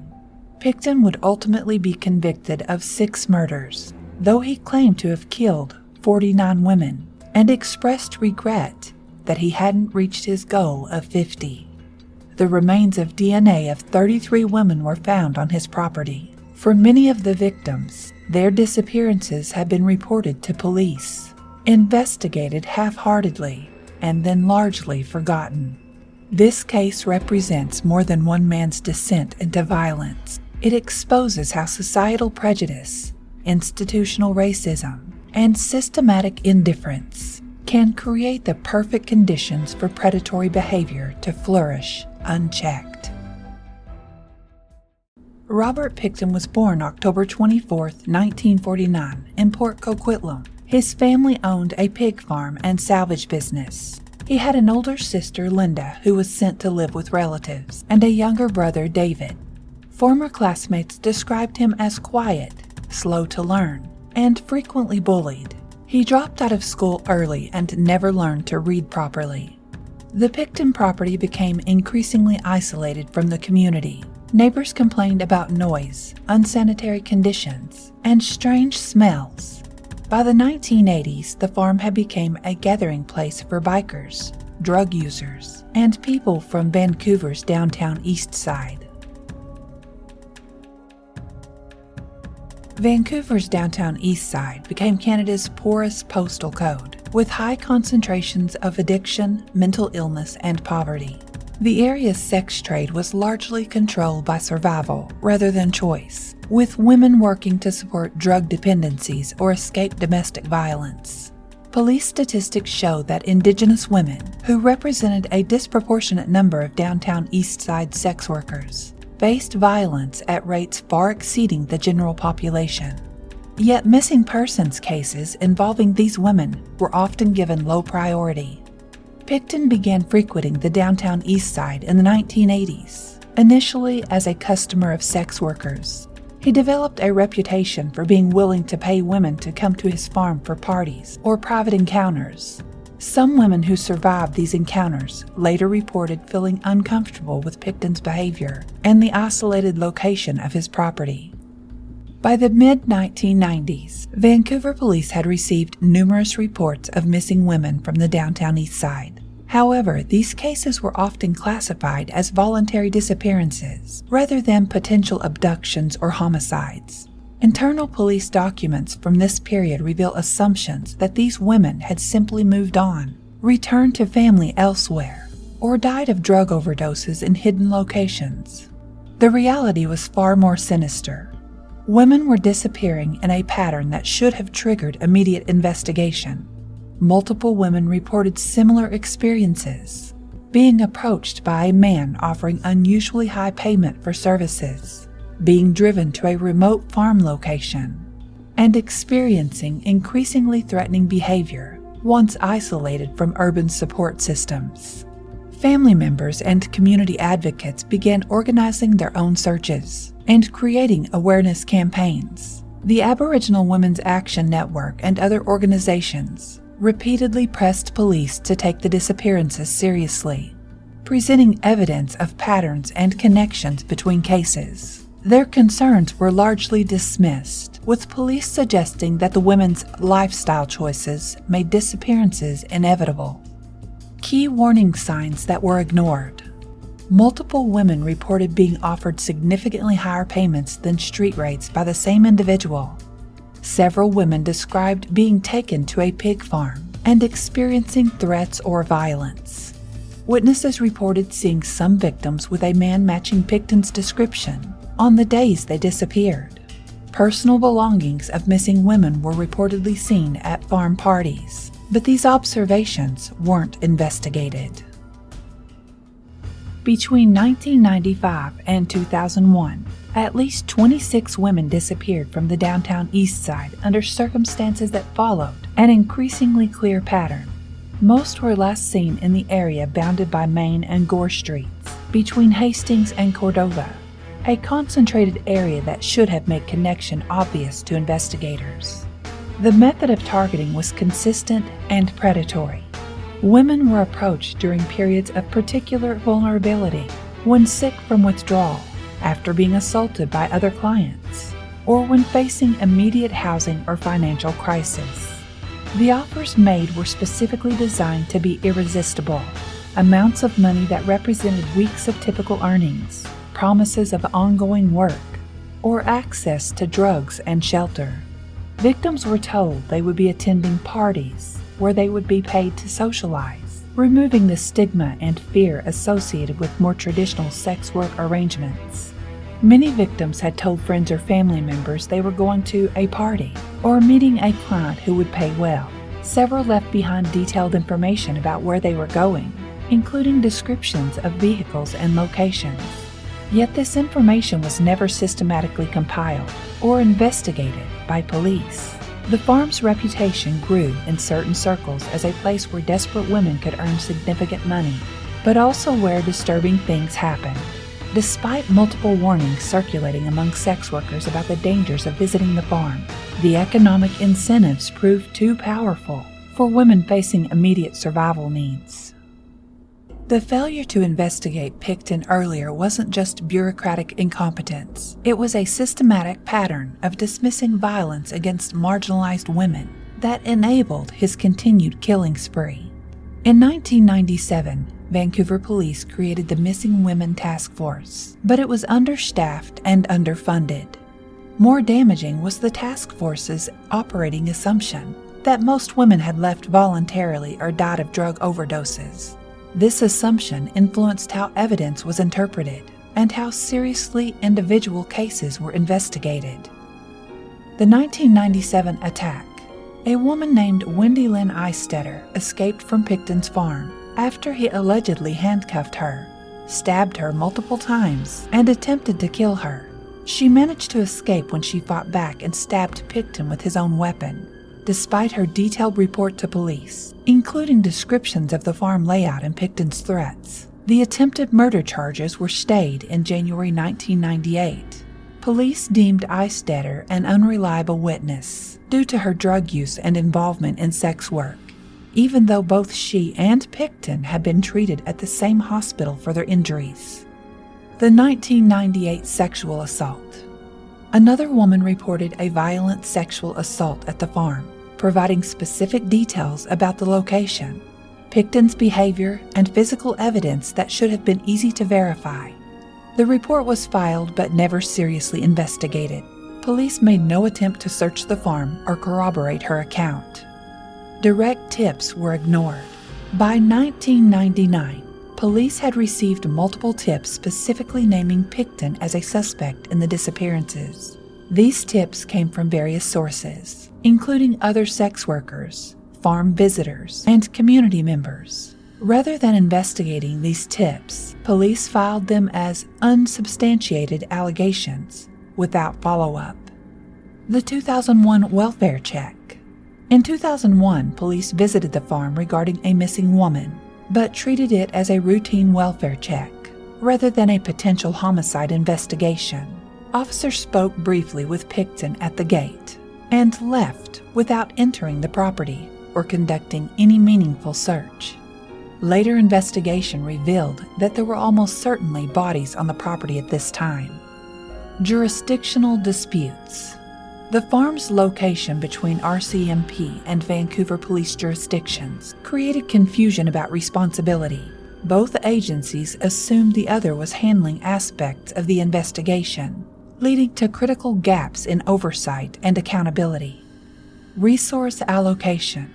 Even after the task force was created, resources were minimal compared to other high-profile cases. The unit had 3 officers investigating the disappearances of nearly 30 women. By contrast, individual missing persons cases involving middle-class victims routinely received more resources and attention. Evidence preservation failures. When women did report attacks at the farm, police failed to preserve evidence properly. Physical evidence was not collected, crime scenes were not secured, and witness statements were not taken seriously enough to generate follow-up investigations. On February 5, 2002, police executed a search warrant at Pickton's farm for illegal weapons possession, a charge unrelated to the missing women. During this search, they discovered personal belongings belonging to missing women, including identification, jewelry, and clothing. The search was expanded, and on February 22, 2002, Pickton was charged with the murders of Serena Abbotsway and Mona Wilson. As the investigation continued, charges were added for 4 more women: Jacqueline McDonald, Diane Rock, Heather Bottomley, and Andrea Joisbury. What followed was one of the largest forensic investigations in Canadian history. Teams of investigators, archaeologists, and forensic experts spent months excavating the 14-acre property. The evidence they uncovered was horrific beyond comprehension. Physical evidence. Human skulls were found cut in half. Investigators discovered what appeared to be a makeshift morgue in one of the farm buildings, complete with a meat grinder and industrial freezer containing human remains. Personal items belonging to dozens of women were scattered throughout the property. Jewelry, identification cards, clothing, and purses that families had been desperately searching for. The disposal methods. Forensic evidence suggested Pickton had developed systematic methods for disposing of bodies. Some remains were fed to the pigs on the property. Others were dismembered and buried in various locations across the 14 acres. Most disturbing was evidence suggesting that some human remains had been mixed with pork products and distributed through Pickton's legitimate meat business, meaning unknowing customers may have consumed human flesh. The kill site. Investigators identified what they believed was Pickton's primary killing location, a mobile home on the property where blood evidence, restraints, and other forensic indicators suggested multiple murders had taken place. The trailer contained a bed with restraining mechanisms and evidence of prolonged violence. Trophies and documentation. Like many serial killers, Pickton kept mementos. Investigators found cameras, videotapes, and photographs that documented his crimes. Some evidence suggested he had recorded the murders themselves, though these recordings were used as evidence and their contents never publicly disclosed, out of respect for victims' families. The investigation cost an estimated $70 to $102 million. Various sources cite different amounts, and involved over 200 investigators working around the clock. Despite the extensive search covering every inch of the property, many victims' remains were never fully recovered. Some families never received bodies to bury, adding another layer of trauma to their devastating loss. Before examining the psychology behind these crimes, we must honor the women whose lives were stolen. Each victim had dreams, relationships, and inherent worth that extended far beyond the circumstances that made them vulnerable to Pickton's predation.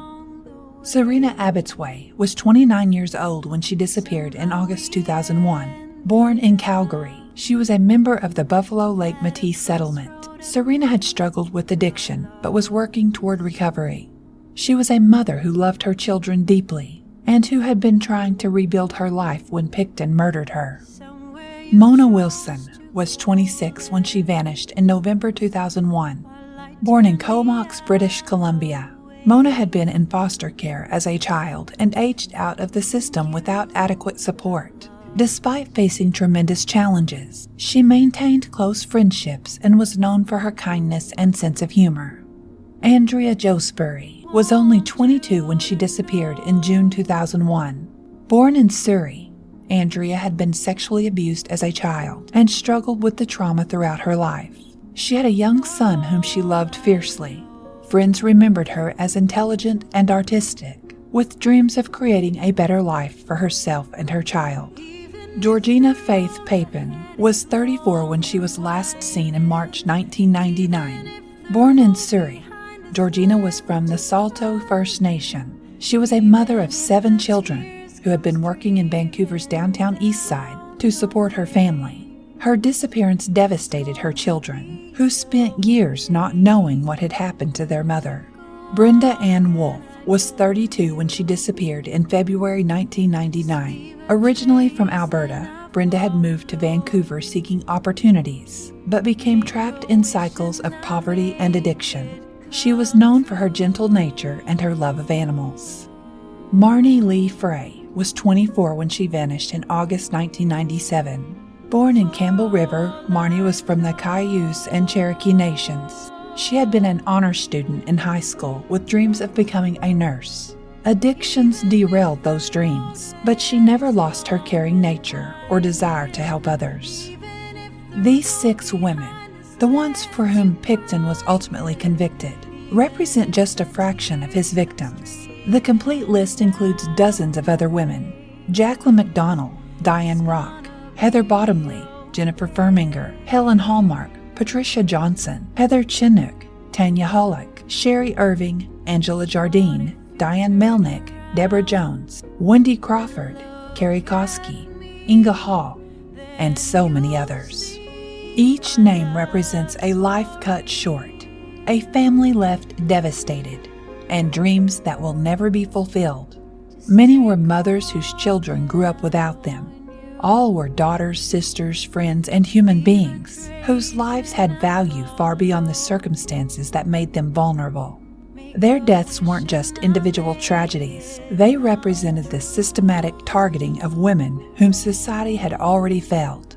But in death, their stories have become a call for justice, for systematic change, and for recognition that every life has equal worth regardless of circumstances. Pickton's trial began in 2006. Due to the complexity and volume of evidence, prosecutors chose to proceed with 6 murder charges initially, planning to pursue the remaining charges in a separate trial if needed. On December 9, 2007, Pickton was convicted of 6 counts of second-degree murder. He was sentenced to life in prison with no possibility of parole for 25 years. The Crown eventually stayed the remaining charges, deciding that a conviction of these 6 murders was sufficient to ensure Pickton would remain in prison for life. A public inquiry led by Commissioner Wally Opal examined the police investigation and made 63 recommendations for preventing similar failures in the future.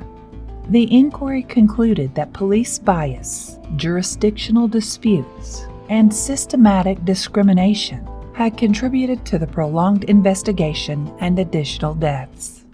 Robert Pickton's crimes weren't random acts of violence. They represented a calculated exploitation of societal blind spots and institutional failures. Understanding his psychology requires examining how predators identify and target vulnerable populations, and how systems of oppression can provide cover for sustained violence. Pickton demonstrated what forensic psychologists call victim selection sophistication. He didn't choose victims randomly. He specifically targeted women whose disappearances would generate minimal investigation or public concern. This targeting revealed several key psychological patterns. Pickton understood that sex workers, especially Indigenous women struggling with addiction, existed largely outside social safety nets. Their deaths would be blamed on lifestyle choices rather than investigated as homicides. The farm's location provided both physical isolation and psychological distance from urban accountability. Pickton could control the environment completely, determining when people arrived, what happened to them, and whether they ever left. Pickton used money as a tool of control and manipulation, offering higher payments than street rates, promising parties with drugs and alcohol, and creating an atmosphere of apparent abundance gave him power over women whose survival often depended on immediate income. What makes Pickton particularly disturbing isn't just his individual pathology, it's how effectively he weaponized systematic failures against his victims. Pickton demonstrated an acute understanding of police bias. He knew that reports of violence against sex workers would be minimized or ignored. When survivors did report attacks, their credibility was questioned, rather than their claims investigated. Pickton's choice of victims reflected and reinforced societal views about whose lives matter. By targeting women deemed disposable by mainstream society, he operated within a framework where his crimes were implicitly enabled by broader social prejudices. The farm's location between RCMP and Vancouver police jurisdictions created investigative gaps that Pickton likely understood or exploited. Unclear authority meant reduced accountability. Multiple witnesses reported concerning behavior that, in hindsight, clearly indicated Pickton's dangerous intentions. The pattern of escalation was documented but dismissed. Women who survived encounters at the farm reported that Pickton would become increasingly aggressive during sexual encounters. Several described being restrained, choked, or threatened with weapons. One survivor reported that Pickton had shown her a room filled with women's belongings and bragged about what had happened to their owners. Survivors described Pickton engaging in deliberate psychological manipulation designed to terrorize his victims. He would make comments about feeding women to pigs, show them areas where he claimed to have buried bodies, and describe in detail how he would dispose of them if they caused trouble. Pickton would test women's connections to support systems by asking detailed questions about who knew they were there, who would look for them if they disappeared, and how long it would be before anyone noticed their absence. Women with fewer connections became primary targets. Multiple witnesses reported that Pickton became increasingly controlling and aggressive over time. He monitored women's movements around the property, restricted their access to communication, and became hostile when anyone attempted to leave without permission. Several women reported feeling like prisoners during their visits to the farm. Pickton regularly displayed firearms and other weapons to intimidate women. Some survivors reported that he would clean and handle weapons while making threatening statements about what happened to women who caused problems or couldn't keep their mouths shut. Evidence suggested that Pickton had developed ritualized methods for killing and disposing of victims. The makeshift morgue, the systematic dismemberment, and the careful disposal of remains indicated planning and repetition that went far beyond impulsive violence. Pickton specifically sought out women in immediate crisis situations. He would frequent areas where women were most desperate, outside detox centers, near drug dealers, at times when women were most likely to be in withdrawal or facing immediate threats to their safety. The parties at Pickton's farm created a complex social environment that both concealed and facilitated his crimes. The atmosphere deliberately cultivated chaos and normalized extreme behavior. He deliberately created an environment where violence, sexual assault, and drug abuse were commonplace. This normalization served multiple purposes. It desensitized potential witnesses, provided cover for more serious crimes, and created plausible explanations for women's injuries or disappearances. Many farm party attendees witnessed or participated in violence against women. This created a web of complicity that discouraged reporting. Witnesses feared being implicated in crimes they had observed or participated in, creating a code of silence that protected Pickton. While Pickton was the primary killer, evidence suggested he may have had assistance from others at the farm. Some witnesses reported seeing other men participate in violence against women or help with disposal of evidence. The group dynamic provided both cover and potential assistance for his crimes. With numerous people coming and going from the property, individual disappearances could be explained away. Witnesses might assume missing women had left with other people, overdosed and been dumped elsewhere, or simply moved on to other locations. Pickton maintained strict control over what information left the farm. He cultivated an environment where discussing missing women was discouraged or met with threats. Potential witnesses were warned about the consequences of talking to police or outsiders about farm activities. Many farm visitors were struggling with severe addictions, making them both vulnerable to manipulation and unreliable as witnesses. Pickton exploited these dependencies by controlling access to drugs and using substances as tools of coercion and control. The farm's operations provided perfect cover for evidence destruction. Bodies could be dismembered and fed to pigs. Belongings could be burned in regular trash fires, and blood evidence could be explained by legitimate farm activities. The combination of animal processing facilities and general farm equipment created an ideal disposal system. Pickton's recorded statements and behavior reveal classic cognitive distortions used by serial killers. Dehumanization. Pickton consistently referred to his victims in dehumanizing terms. This mental framework allowed him to view murder as disposal of problems, rather than destruction of human lives. Victim blaming.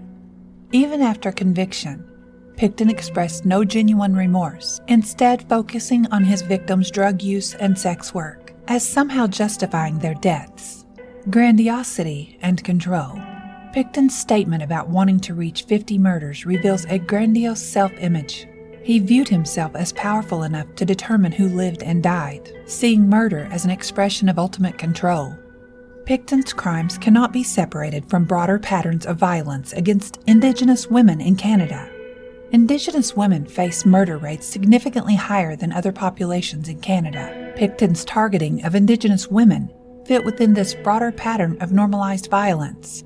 Women who were Indigenous, poor, addicted, and involved in sex work faced multiple forms of discrimination simultaneously. Pickton exploited each of these vulnerabilities strategically. Police reluctance to investigate missing Indigenous women wasn't accidental. It reflected deep-seated biases that Pickton understood and relied upon for protection. Robert Pickton's crimes were not random. He chose victims whom society had already failed to shield. In Canada, Indigenous women face disproportionately high murder rates, and those who are also poor, addicted, or involved in survival sex work face compounded discrimination. Pickton did not create their vulnerability. He studied it, depended on it, and built his predation model around it. The public reaction followed the same delayed rhythm seen in other systematic cases. Media attention heavily favors white, middle-class female victims, a bias known as missing white woman syndrome. Pickton understood this hierarchy of concern. For years, the narrative blamed the women for vanishing, not the system for ignoring the pattern. Pickton's case exposes the anatomy of modern predators. They operate within society, not outside it. They identify existing vulnerability, then treat it as access. They rely on institutional bias as camouflage. They recognize indifference as opportunity. The tragedy extended far beyond the farm. The women were felled long before they reached it. Pickton's story ultimately warns us about the psychology of system-aware killers. This is not a tale of secrecy, but of recognition. Pickton succeeded for years because he bet on something already in motion: institutional hesitation, media selectivity, and societal moral distancing. Robert Pickton's intent was functional and deliberate. He targeted women he believed could be taken without immediate consequence, choosing victims who lived outside effective systems of protection, many of them indigenous, poor, or struggling with addiction and survival sex work. He counted on societal and institutional bias to delay detection and intervention, using that indifference as part of his operational strategy. His goal was not just violence, but prolonged access, minimal resistance, and systematic non-response. The intent of this story is to illuminate how predators hunt ecosystems, not individuals, how bias becomes a protective structure for killers, how marginalized victims are framed as the cause, not the evidence, how prevention must expand beyond profiling the killer to repairing the system he relied on. Pickton was not invisible. He was accurately assessed by the wrong audience. The women were not hidden. They were misfiled by the world around them. For true crime storytellers and horror narrators alike, the lesson is the same. The darkest legends are not always supernatural. Sometimes they wear denim, raise pigs, and wait for the world to blink first. If this case fascinated you as much as it disturbed you, subscribe wherever you get your podcasts, and join us next time as we explore another case where the intent behind the crime is just as mysterious as the crime itself. Until then, remember, every killer has a reason, but does reason ever justify murder? The purpose of studying intent is not curiosity alone. It is recognition, prevention, and accountability. The warning signs existed. The victims tried to tell us. The real question is whether we choose to listen sooner next time. For Serena, Mona, Andrea, Georgina, Brenda, Marnie, and all the others, may their stories push us to do better. I'm Carmen Carrion, and this has been Deadly Intent. Until next time, understanding evil is how we dismantle it before it becomes someone else's tragedy. Note: Robert Pickton died in prison in May 2024 after being assaulted by another inmate. 5 cases, 5 different types of intent, 5 reminders that understanding why someone kills matters just as much as knowing what they did. That's it for Season 1 of Deadly Intent. 43 episodes, 43 deep dives into criminal psychology. Thank you for being here. Season 2 starts next week with Eileen Warnos, the most requested case of all time. 7 dead men, a lifetime of abuse, and one question: was she a victim who fought back, or a serial killer who found the perfect excuse? Until then, lock your doors, trust your instincts, and remember, intent doesn't lie, people do. This has been Deadly Intent. I'm Carmen Carrion. See you in Season 2.